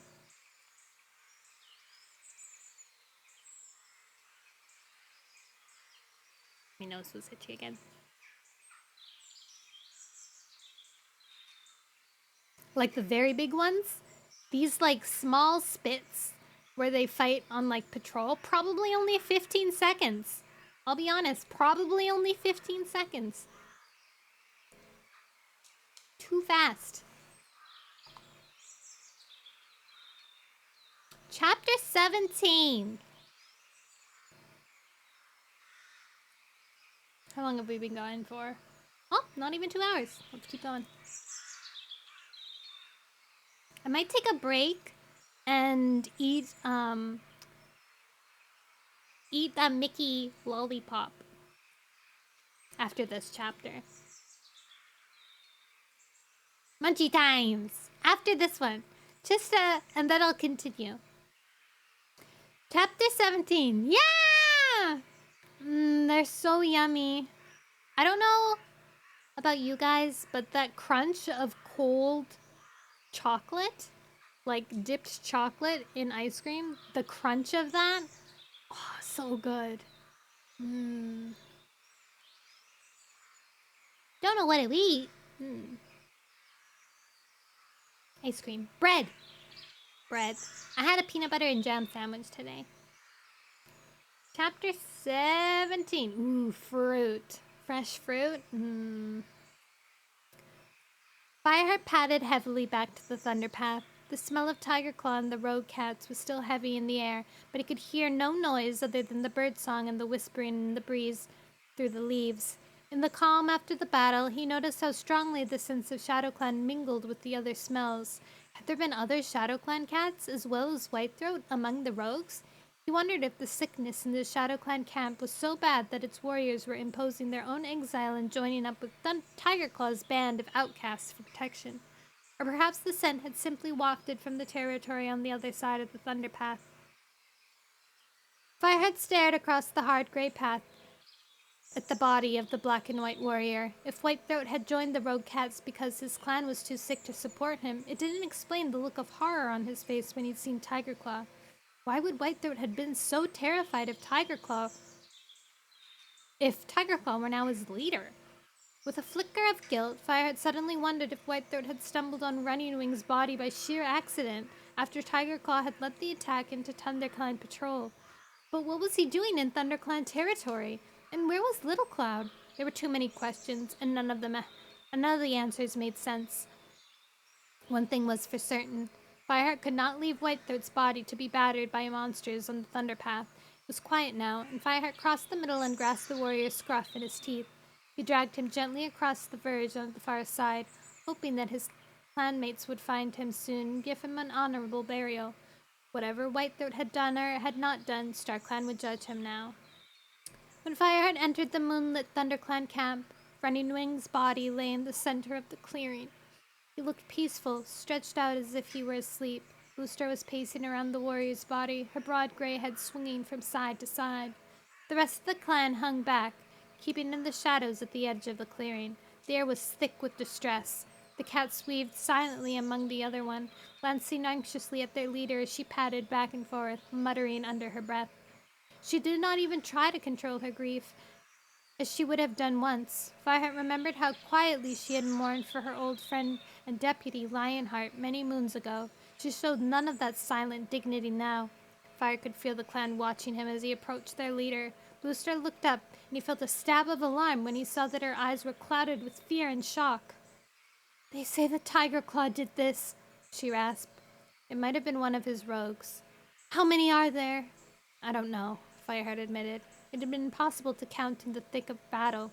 Many. Booster began to shake her head again, but Fireheart knew she had to be told everything, whether she wanted to know what was going on in the forest or not. "Tiger Claw wants vengeance against ThunderClan," he reported. "He told me he's going to kill our warriors one by one." Behind him, the clan exploded into horrified yowls. Fireheart let them wail, keeping his eyes fixed on Bluestar. He felt his heart flutter like a trapped bird as he begged StarClan to give her the strength to cope with this openly declared threat. Gradually, the clan felt silent, and Fireheart waited with them for Bluestar to speak. An owl screeched in the distance as it the heck was that? As it dived through the trees. Bluestar lifted her head. "It's only me he wants to kill," she murmured, so quietly that only Fireheart could hear her. "For the sake of the clan—" "No!" Fireheart spat, cutting her off. Did Bluestar really intend to just give herself up to Tiger Claw? "He wants revenge on the whole clan, not just you." She dropped her head. "Such vicious betrayal," she hissed. "How could I have not seen his treachery when he lived among us? What a fool I've been!" She shook her head, her eyes closed. "What a mouse-brained fool." Fireheart's paws trembled. Booster seemed determined to torture herself by claiming all responsibility for Tiger Claw's wickedness. "Among us."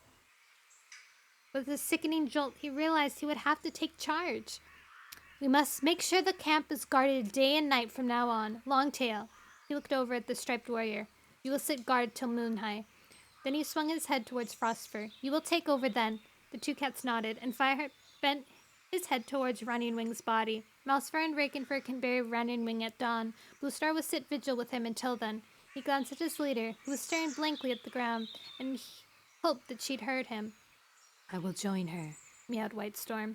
The White Warrior shouldered his way through the crowd and sat beside Bluestar, pressing his pelt against hers. One by one, the clan padded forward to pay their respects to their lost friend. Willowpelt slipped from the nursery and touched the dead warrior gently with her muzzle, whispering a sorrowful farewell. Goldenflower followed her, signaling to her kits to stay back. Fireheart felt a chilling sense of foreboding as he saw the dark tabby kit peering curiously around his mother. He couldn't help feeling that this kit, however innocent, kept Tiger Claw's menace alive inside the clan. Fireheart shook away the thought as he watched Goldenflower gently lick Running Wing's cheek. He must have faith in her and the clan to raise the kid to be a truer warrior than his father had been. After Goldenflower had padded away, Fireheart stepped forward and leaned down to lick Running Wing's dull pelt. We'll avenge your death, he promised softly. As he backed away, he saw a figure step forward from the shadow of the high rock. It was Darkstripe. Fireheart watched as his eyes flicked from Running Wing to Bluestar and back, burning, not with fear or grief, but with brooding thoughtfulness. Unsettled, Fireheart headed for one place he knew he would find comfort. He padded through the ferns into Yellowfang's den. His bites and scratches began to sting as much as the thorn-sharp doubts that fretted into his mind. Thornpaw sat in the well-tampered grass clearing. Cinderpelt and Yellowfang crouched beside him while he held up a paw for them to examine.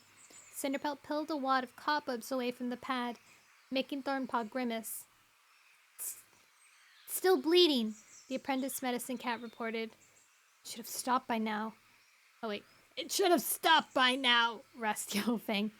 We need to dry this wound before infection creeps in. Cinderpelt's eyes narrowed. We have those horsetail stems I gathered yesterday.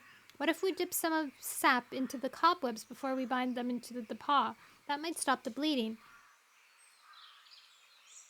Yellowfang let out a rumbling purr. Good thinking. The old medicine cat turned at once and hurried towards her den while Cinderpelt pressed on Thornpaw's wound with her paw. Only then did she notice Fireheart standing in the tunnel entrance. Fireheart, she mewed, her blue eyes showing her concern. Are you okay?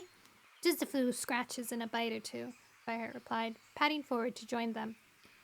I heard that it was the rogue cats who attacked us. Wait. I heard that it was the rogue cats who attacked us, meowed Thornpaw, twisting his head to look up at Fireheart. The tiger claw was with them. Is that true? It is true, Fireheart told him gravely.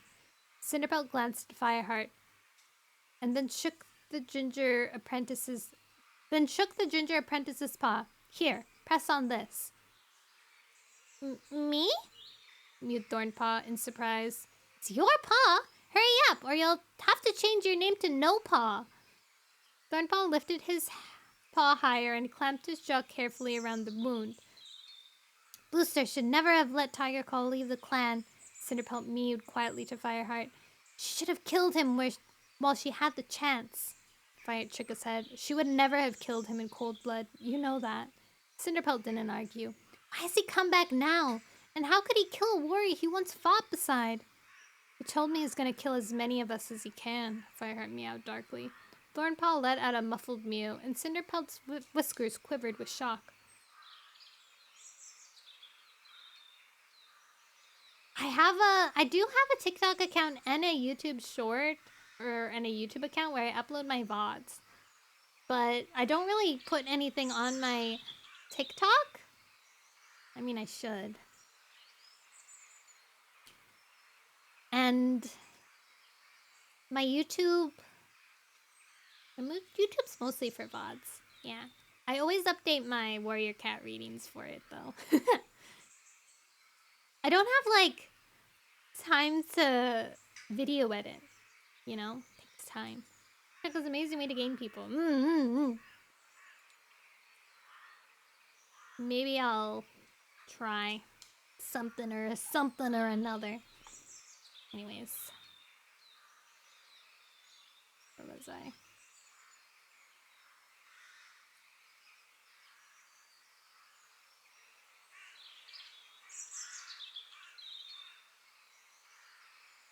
Where the heck was I? Oh, here. Cinderpelt's whiskers quivered with shock. But why? Asked the young medicine cat. Fireheart felt his eyes cloud with anger, because ThunderClan didn't give him what he wanted. What did he want? To be leader, Fireheart answered simply. Well, he'll never get to be leader this way. He's hardly going to make himself popular with the clan if he starts attacking on patrol like this. Doubt flickered through Fireheart and Cinderpelt's words. At Cinderpelt's confident words, Bluestar was so weak. Who else had the strength to replace her if she...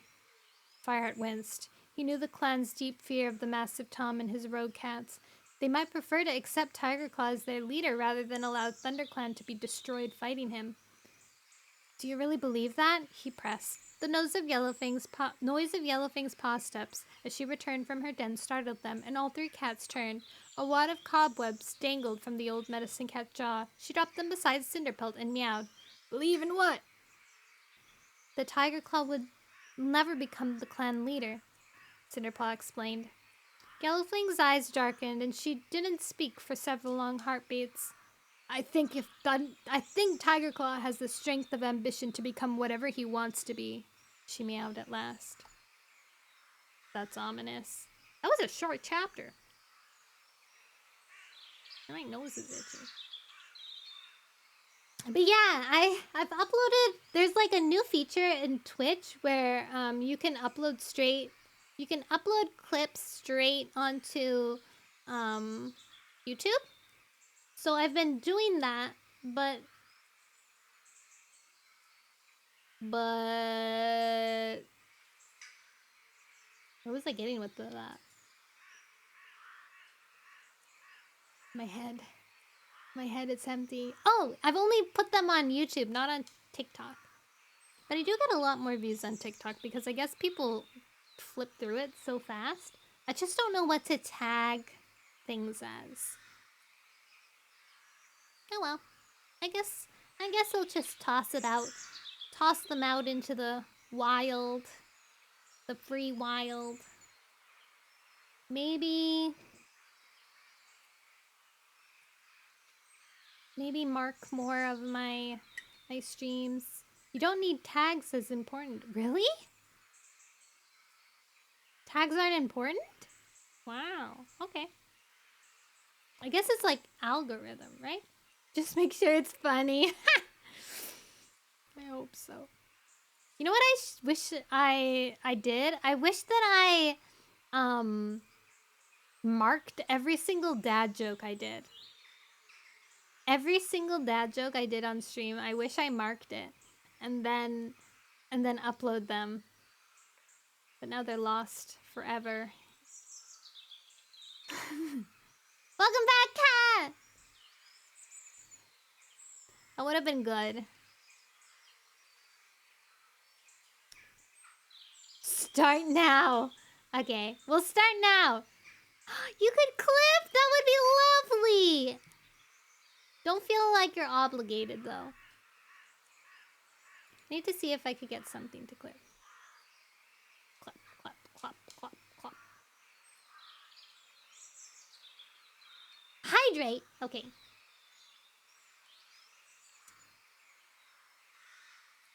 Water. Okay, should I? Okay, I might not eat the popsicle on stream because now I'm thinking that it'll be gross. You're gonna hear me slurping away at my Mickey Mouse ice cream bar.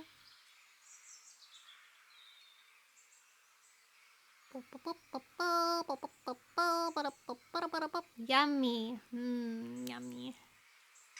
Okay, how about this? I'll read one more chapter and then we'll end it. Unless it's really exciting. Unless the end of the next chapter is really, really exciting, then we'll just end it. And then...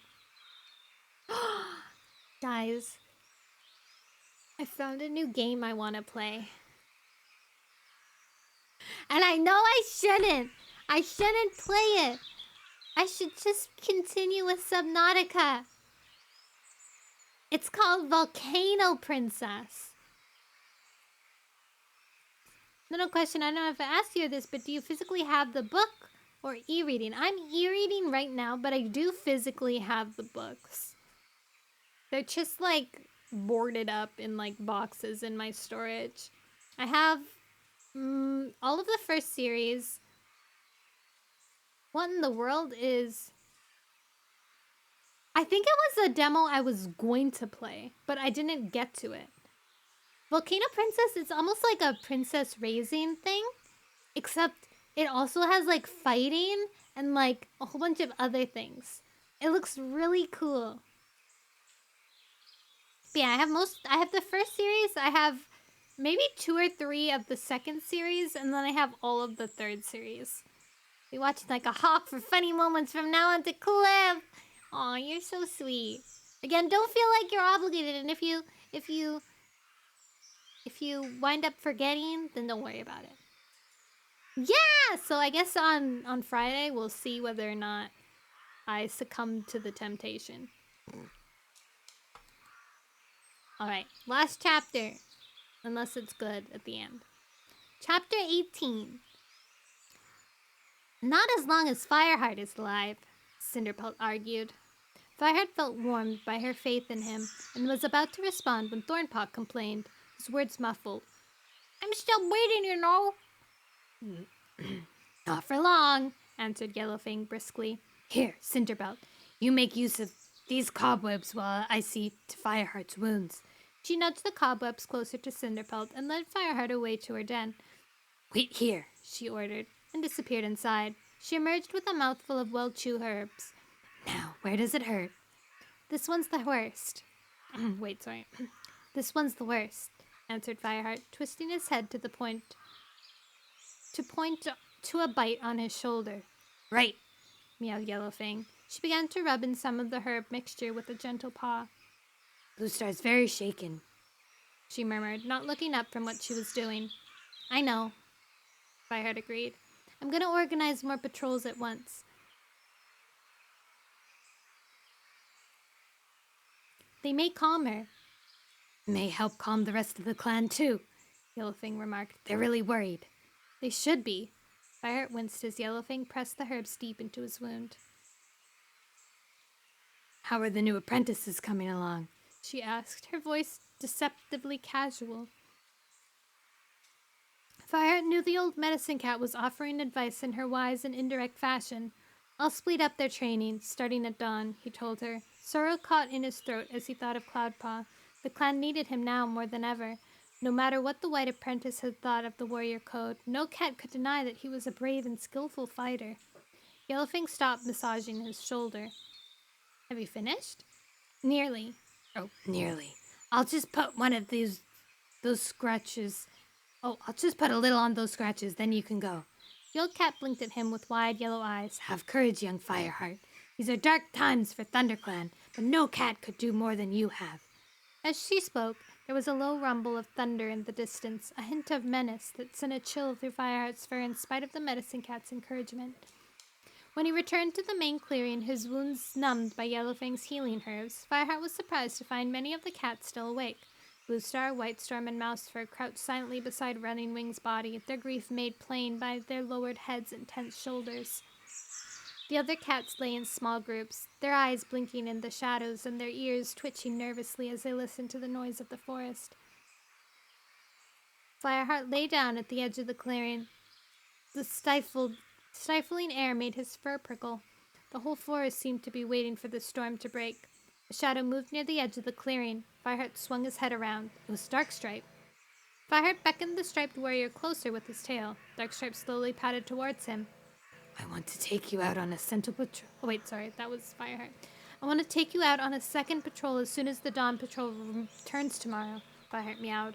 From now on, there will be 3 extra patrols every day, and all patrols will have 3 warriors. Darkstripe looked coolly at Fireheart. But I'm taking Fernpaw out for training tomorrow morning. Fireheart's furs prickled with irritation. Then take her with you, he snapped, It'll be good experience. We need to speed up apprentice training anyways. Dark sharp ears flicked and his gaze remained steady. Yes, deputy, He murmured, his eyes glittering. What's that mean? That's so sussy. Fireheart wearily pushed his way into Blue Star's den. Even though it was not yet sun high, he'd been out on patrol twice already that day.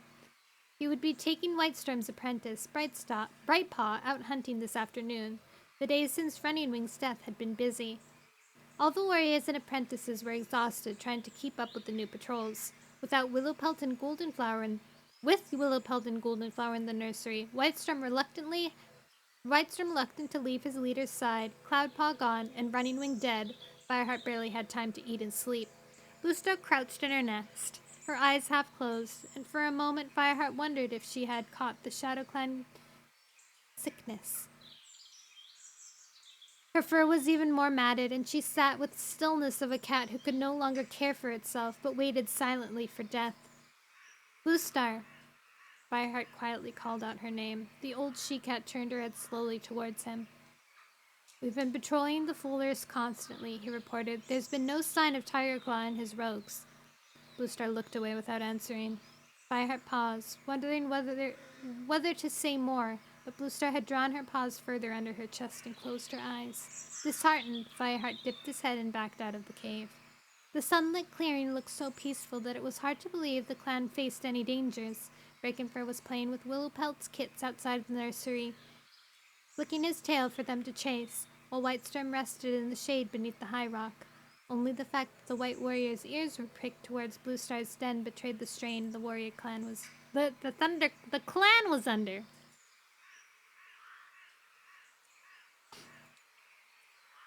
Fireheart stared unenthusiastically towards the growing pile of fresh kill. His belly felt tight and hollow, but he couldn't imagine being able to swallow anything.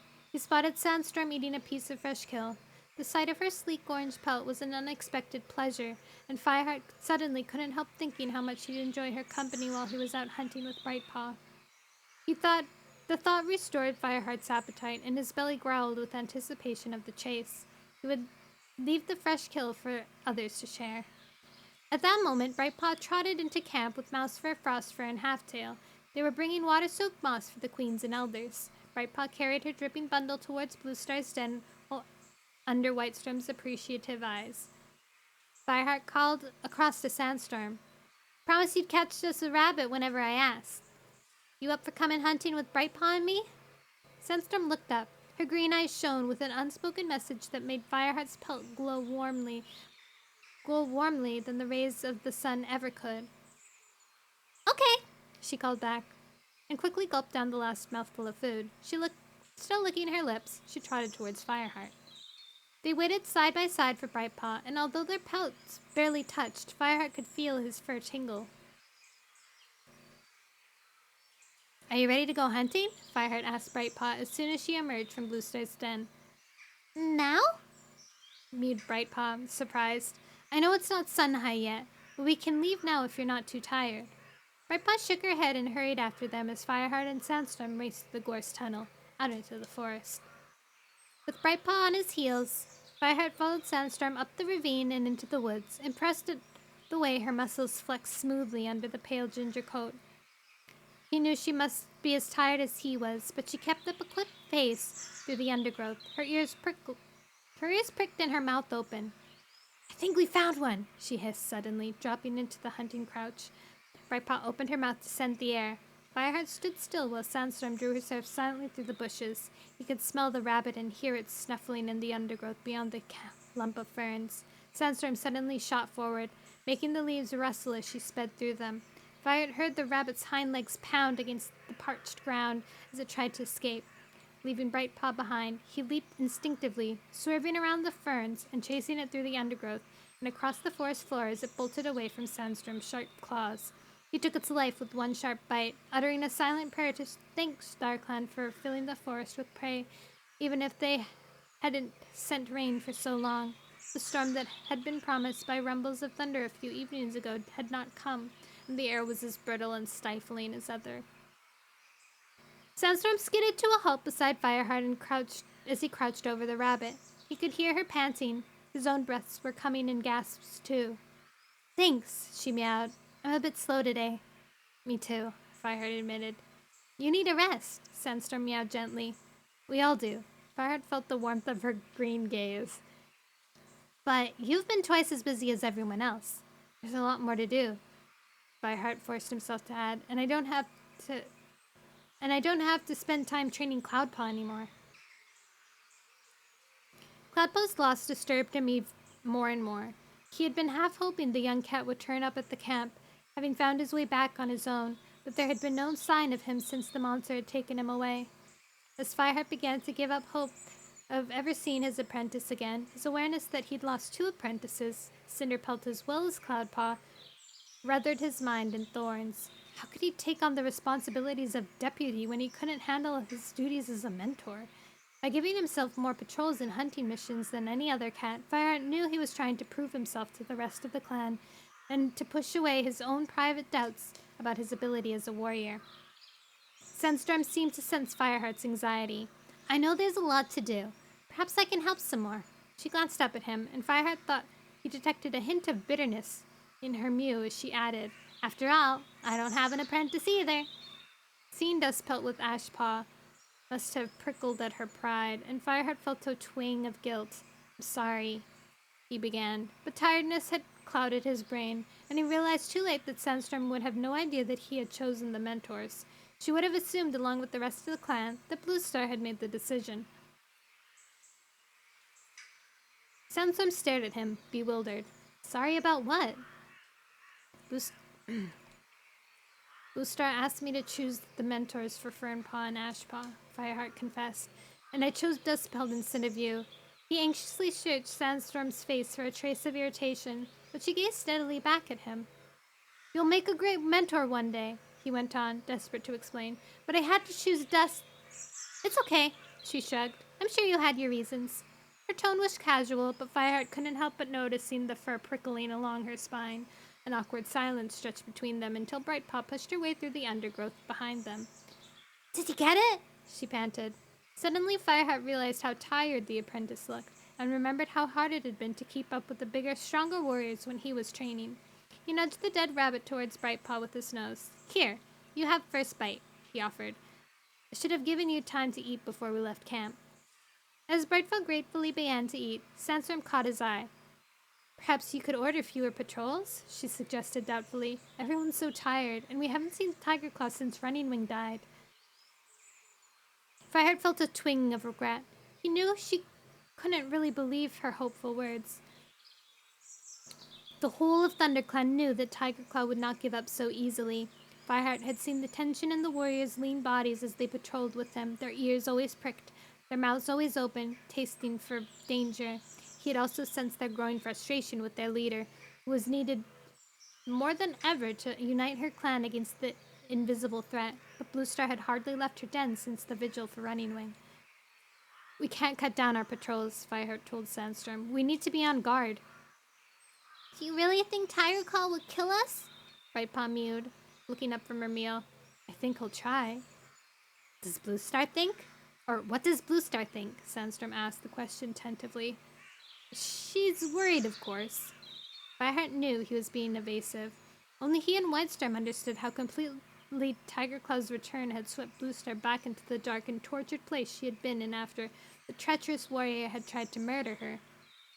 She's lucky she has such a good deputy, Sandstorm meowed. Every cat in the clan trusts you to lead us through this. Fireheart couldn't help glancing away. He had been well aware of the way the other cats had been looking at him lately, with a mixture of hope and expectancy. He felt honored to have their respect, but he knew he was young and inexperienced, and he longed for Whitestorm's unshakable faith in his Star Clan-led destiny. He hoped he was worthy of the clan's trust.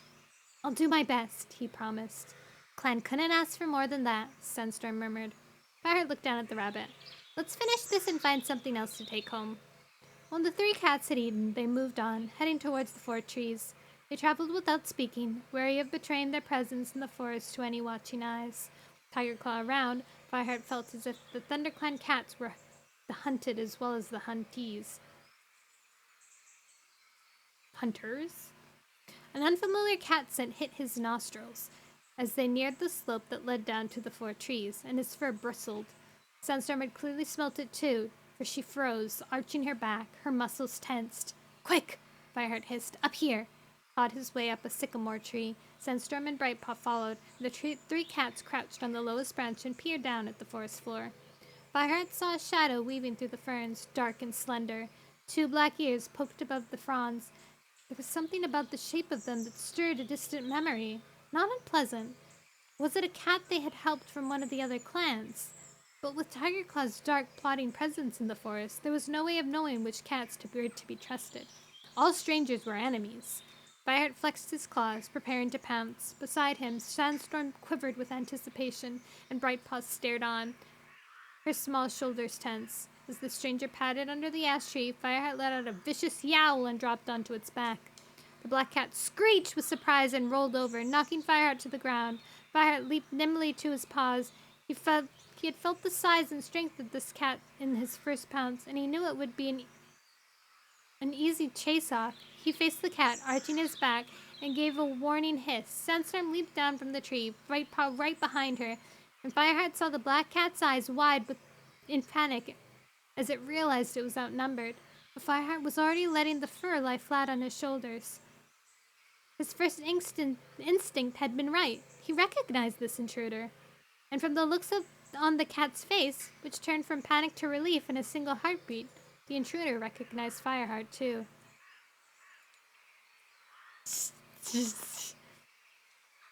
What do you think it is, guys? I know who it is because I can look at my next chapter. Should I leave you guys at that? But if I read another chapter, I might be able to finish next time we read. Because we're on page 116 right now. The Mouse Boy. 173. 116 out of 173. So I might be able to finish next stream if I read one more chapter. Okay, let's just read one more chapter. Chapter 19. Ravenpaw! Fireheart sprang forward to give his old friend a welcoming muzzle. So good to see you, Fireheart. Ravenpaw nudged him in return and turned his eyes to Sandstorm. And can this really be Sandpaw? Sandstorm! The ginger sea cat corrected him sharply. Of course. The last time I saw you, you were half the size. The black Tom's eyes narrowed. How's Dustpaw? Fireheart understood Ravenpaw's weary tone. Sandstorm and Dustpelt had trained at the same time as him, and had viewed Ravenpaw more as a rival than a denmate. When Ravenpaw had fled from his mentor, Tigerclaw, and gone to live in the two-leg territory beyond the uplands, Dustpaw and Sandpaw had not been sad to see him go. Fireheart doubted that Ravenpaw had missed them either. Dustpelt's fine, Sandstorm struck. He has his own apprentice now. And is this one your apprentice? Ravenpaw asked, looking at Brightpaw. Fireheart felt his ears twitch as Sandstorm answered curtly. I don't have an apprentice yet. This is Whitestorm's. Her name is Brightpaw. The warm breeze ruffled the leaves at top of the trees. Fireheart glanced up at the noise. This unexpected meeting had disarmed him, and he'd let his guard slip. He scanned the undergrowth wearily as he remembered the threat of Tigerclaw and his band of rogues. What are you doing here, Ravenpaw? He asked urgently. Ravenpaw, who had been studying Sandstorm with a curious expression in his amber eyes, turned his head. Looking for you. Really? Why? Fireheart knew it had to be important for Ravenpaw to come back to the forest. The young black cat had lived in constant fear after he had accidentally witnessed Tigerclaw killing Redtail, ThunderClan deputy. When Tigerclaw had tried to kill Ravenpaw too, to keep him quiet, Fireheart and Graystripe had helped their friend escape. Ravenpaw now lived on Two-Leg Farm with Barley, another loner, a cat who wasn't a kitty cat, nor a part of the forest. Ravenpaw must have a very good reason for returning to his old enemy's territory now. After all, he had no way of knowing that Tigerclaw's treachery had been revealed and he had been driven out of ThunderClan. As far as Ravenpaw knew, Tigerclaw was still the deputy.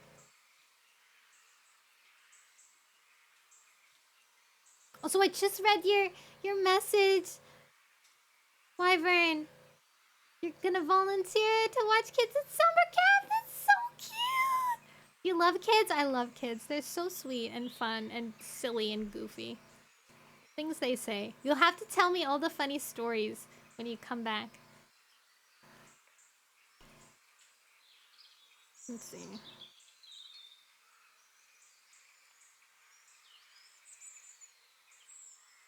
Oh, Ravenpaw flicked his tail uneasily. A cat has come to live on the edge of my territory, he began. Fireheart stared at him, confused, and Ravenpaw tried to explain. I found him while I was out hunting. He was scared and lost. He didn't say much. He smelled of ThunderClan. ThunderClan? Fireheart echoed. I asked him if he had come over the uplands, but he didn't seem to have any idea where he was, so I took him back to the two-leg nest, where he said he was living. So, he was a kitty pet. Sandstorm was staring intently at the black cat. Are you sure it was ThunderClan you smelled on him? I wouldn't forget the scent I was born to, Ravenpaw retorted. And he didn't seem like the usual sort of kitty pet.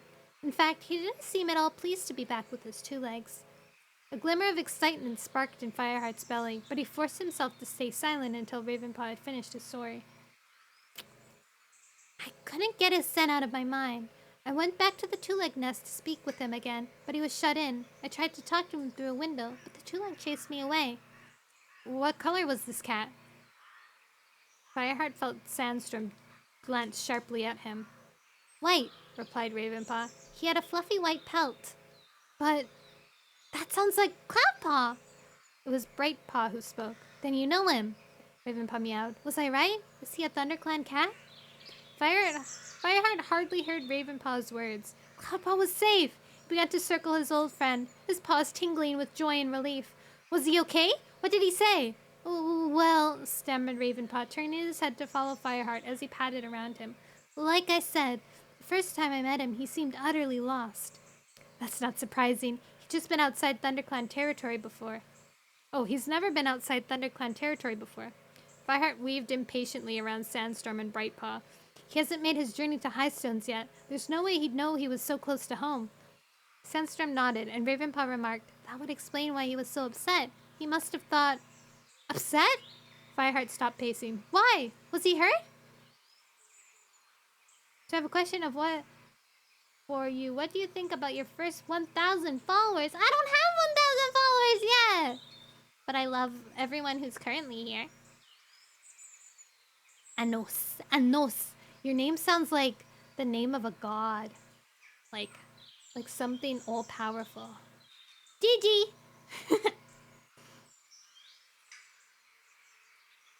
Where was I? I didn't check your account. That's okay.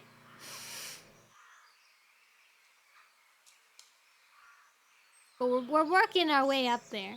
Working our way up there, slow and steady. Thank you for the follow! Now we're even closer!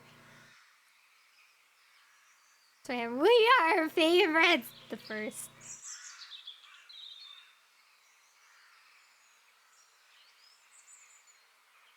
Where was I? Oh, no, Ravenpaw mewed quickly. He just seemed really miserable. I thought he'd cheer up when I showed him the way back to his two-leg nest, but he still seemed unhappy. That's why I came to find you. Fireheart looked down at his paws, hardly knowing what to think. He realized that he had been hoping that Cloudpaw would be happy in his new life, even if Fireheart never saw him again. Ravenpaw blinked uncertainly. Did I do the right thing in coming here? He meowed.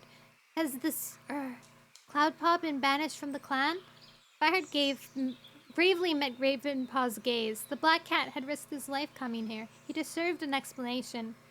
Cloudpaw was stolen from the forest by two legs, Fireheart began. He was my apprentice, and my sister's son.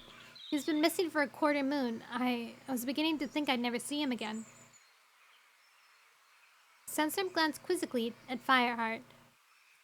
What makes you think you are gonna see him again? He's living in Ravenpaw's territory with two legs. I'm gonna go and get him, Fireheart declared. Go get him? Why? Where'd Ravenpaw? He's not happy. Are you sure he wants rescuing? Wouldn't you? Fireheart countered. I wouldn't need rescuing. I wouldn't have taken food from two legs in the first place, Sandstorm pointed out sharply. There was a startled grunt from Ravenpaw, but the black cat said nothing.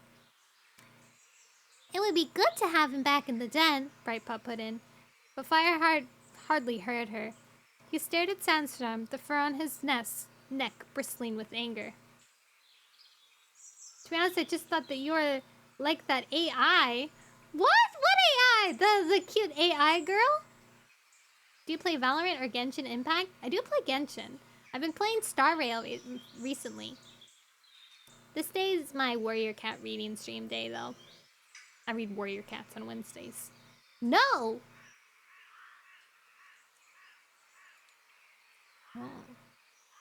AI Jesus.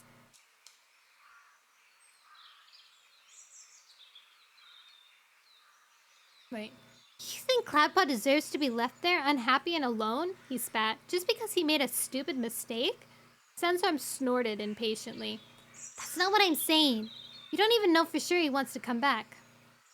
Ravenpaw said he looked miserable, Fireheart insisted, but even as he spoke, doubt flickered through his mind. What if Cloudpaw had gotten used to Kitty's pet life by now?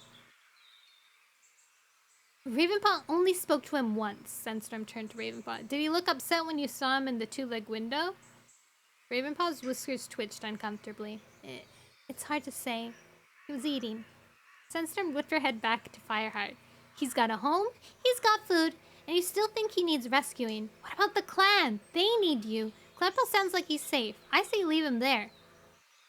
Fireheart stared at Sandstorm. The fur across his shoulders, the fur across her shoulders was bristling, and her eyes glittered with determination. With a sinking feeling, Fireheart realized that she was right. How could he leave the clan now, even for a short while Bluestar was so weak and Tigerclaw and his band of rogues threatening him? All for the sake of a cat who had already proved to be lazy, greedy apprentice? But still, his heart told him he had to try. He couldn't give up on his belief that Cloudpaw would make it a great warrior one day, and the clan needed all the warriors it could get right now. I have to go, he meowed simply. And what if you do manage to bring him back? Sandstorm argued. Will he be safe in a forest? Fireheart felt a cold shiver run along his spine. Could he bear to bring Cloudpaw home, only to see him slaughtered by Tigerclaw? But even as uncertainty prickled his paws, he knew what he was going to do. I'll be back by sunhigh tomorrow, he meowed. Tell Whitestorm where I've gone. Alarm stretched Sandstorm's eyes wide. You're going right now? I need Ravenpaw to show me where he is, and I can't expect him to hang around the forest, he explained, not with Tigerclaw on the loose.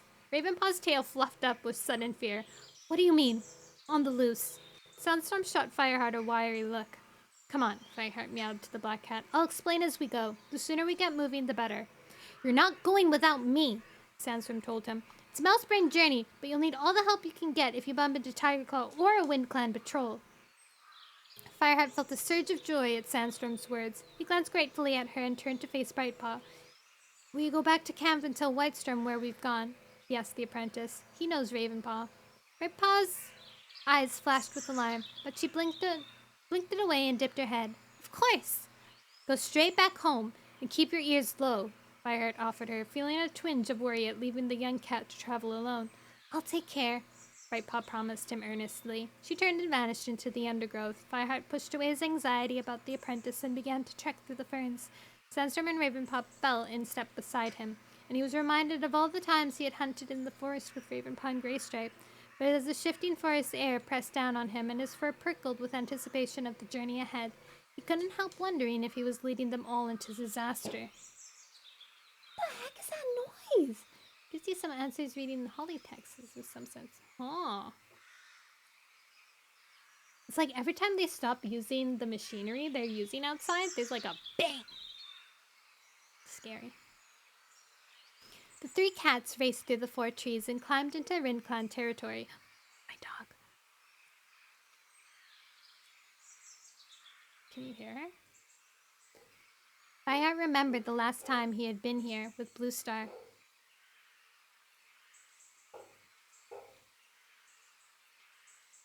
She's got a lot to say, my doggy. Oh, somebody's home. Must be my mom. Or my sister. Anyways. The 3 cats raced through the 4 trees and climbed into Wind Clan territory. Fireheart remembered the last time he had been here with Bluestar. They would be following the same route, straight across the uplands to the 2-legged farmland that lay between Wind Clan territory and the Highstones. At least there was no breeze this time to carry their scents across the moor. The air on the uplands was unnaturally still and so dry that Fireheart felt his fur crackle as it brushed through the heather. He chose a trail that kept them as far as possible from the camp that lay at the heart of WindClan's territory. The ground up here was usually peaty and wet, but now it had dried to a hard crust, and the heather was browning in places, shriveled by the sun. So, what's happened to Tigerclaw? Ravenpaw broke the silence without slowing his pace. Fireheart had often looked forward to telling Ravenpaw that his old tormentor had been exposed at last, but now it seemed like there was only darkness in the news about Tigerclaw's treachery and banishment, and since he had killed Running Wing, Fireheart stumbled over the story with a heart that ached with bitterness and regret. Ravenpaw stopped dead in his track. He killed Running Wing? Fireheart stopped too and nodded heavily. Tigerclaw leads a band of rogues now, and he's sworn to kill us all. But who will follow such a leader? Some of them are Broken Tail's old friends, who were exiled with him when we drove him out of the Shadow Clan. Fireheart paused, forcing himself to revisit the scene of the recent battle in his mind. But there were other cats I hadn't seen before. I don't know where they've come from. So Tigerclaw is more powerful than ever, Ravenpaw mewed darkly. No! Fireheart spat. He's an outcast now, not a warrior. He has no clan. StarClan must oppose him as long as he breaks the warrior code. Without a clan or the warrior code to support him, there's no way Tigerclaw can defeat ThunderClan. Fireheart fell silent, realizing he had spoken with a conviction he had hardly been aware of until now. Sandstorm was staring proudly at him. I hope you're right, Ravenpaw meowed. Me too, thought Fireheart. He began to pad onward once more, narrowing his eyes against the glaring sun. Of course he's right, Sandstorm insisted, following. Ravenpaw fell into step beside Sandstorm. Well, I'm just glad I'm out of it. She glanced at him accusingly. Don't you miss clan life at all? I did in the beginning, Ravenpaw admitted, but now I have a new home, and I like it there. I've got Barley for company if I want, and that's plenty for me. I'd rather have that than Tigerclaw any day. Sandstorm's eyes glittered. How do you know he won't come looking for you?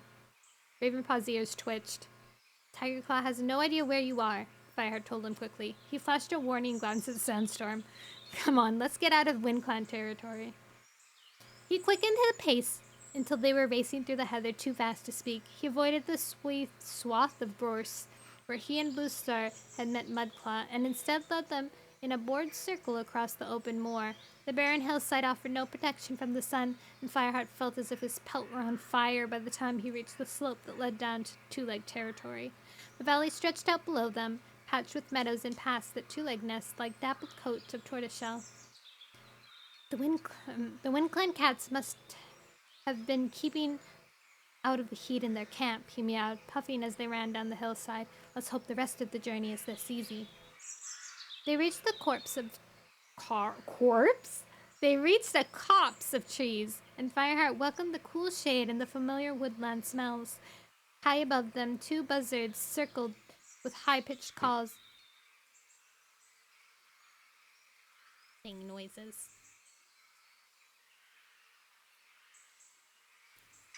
He could hear them rumbling of a two-leg monster in the distance. He arched his legs, tempting him to lie down and rest for a while, but his longing to find cloudpaw drove him on. As they padded through the trees, Sandstorm stared around with her whiskers trembling. Fireheart realized that she had traveled this far from ThunderClan only once before, when she had accompanied Bluestar to the Moonstone as an apprentice. It was a journey all cats had to make before they became warriors. Fireheart had been there several times, but not just to visit the High Stones, but to see Ravenpaw and the WindClan out of exile. But it was Ravenpaw who was most at home in these woods. Can't hang around here, the black cat warned. Especially not this time of day. Two-Legs like to walk their dogs here. Fireheart could smell the scents of dogs nearby. He flattened his ears and followed Ravenpaw in silence as the Black Tom led them out of the copse. Ravenpaw squeezed through the hedge first. Fireheart waited for Sandstorm to go next, then pushed way through the thickly tangled leaves. He recognized the red dirt tracks on the other side. He had crossed it with Greystripe on their journey to find the exiled WindClan. Ravenpaw looked both ways before racing across and disappearing into the far hedgerow the other side. Sandstorm glanced at Fireheart, and he nodded encouragingly. She darted forward, and Fireheart followed at her heels. The barley in the field beyond the hedge stretched high above their heads. Is that why barley's called barley? Because he lives in a barley field? Oh my god. Instead of skirting the edge, Ravenpaw headed straight into the forest of crackling stems. Fireheart and Sandstorm weaved after him, hurrying so they didn't lose sight of the black cat's tail flicking ahead of them. Fireheart felt a ripple of unease as he realized he could never find his way out alone.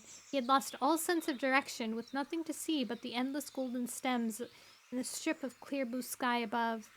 He was very relieved when they finally emerged and sat down to rest under the hedge on the far side of the field. They were making good progress. The sun was only halfway down in the sky, and the uplands were already far behind them. Fireheart smelled the familiar scent on the hedge beside him. Your marker, he commented to Ravenpaw.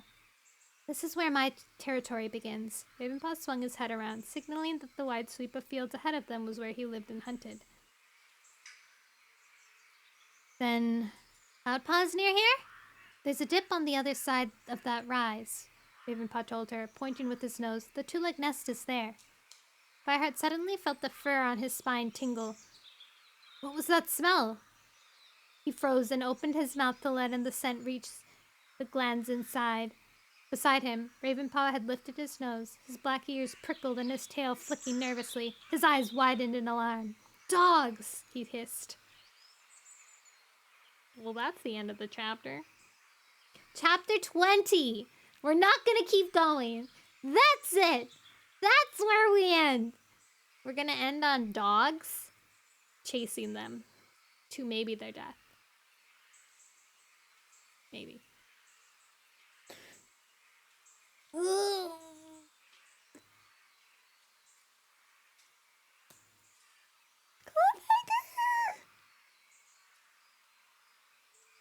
Ooh.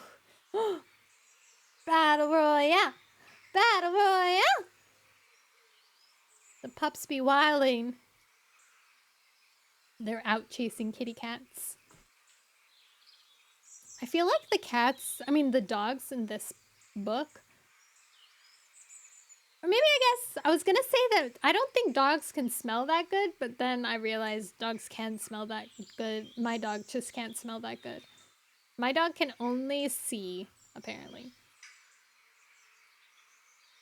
If there's like a cat or a squirrel in our yard, even if we point it out to her, she doesn't seem to notice it, and then eventually, like several minutes later, her eyes finally catch it, and then she goes crazy. Dog skill issue. Oh my god, Banducci, you have 1 HP left right now. Oh my god, you healed! Oh my god, oh my god. But do you have an... Oh! Oh my god, wait, you're getting another... No, you turned around! Oh no! No! It's okay. Oh my god, you're still 1 HP again? Oh no, that's it. Who is that name? I can't read it. My eyes are too bad. We'll see in the chat. Konarp! It's Sphinx! Sphinx won! How can I chop my pop cup to be better? Bad pop cup. Who knows? Maybe you just have to love and cherish them. So close and so far. You did put up a good fight. You had 1 HP twice. Okay, guys. I'm gonna send you off on a trip to somewhere else. Ori's streaming Rain World! Okay, let's stream. Let's raid Ori. Let's raid Ori. Wait, is Ori playing Rain World? I don't know, actually. It looks like some dark game, though. Okay, we'll raid Ori.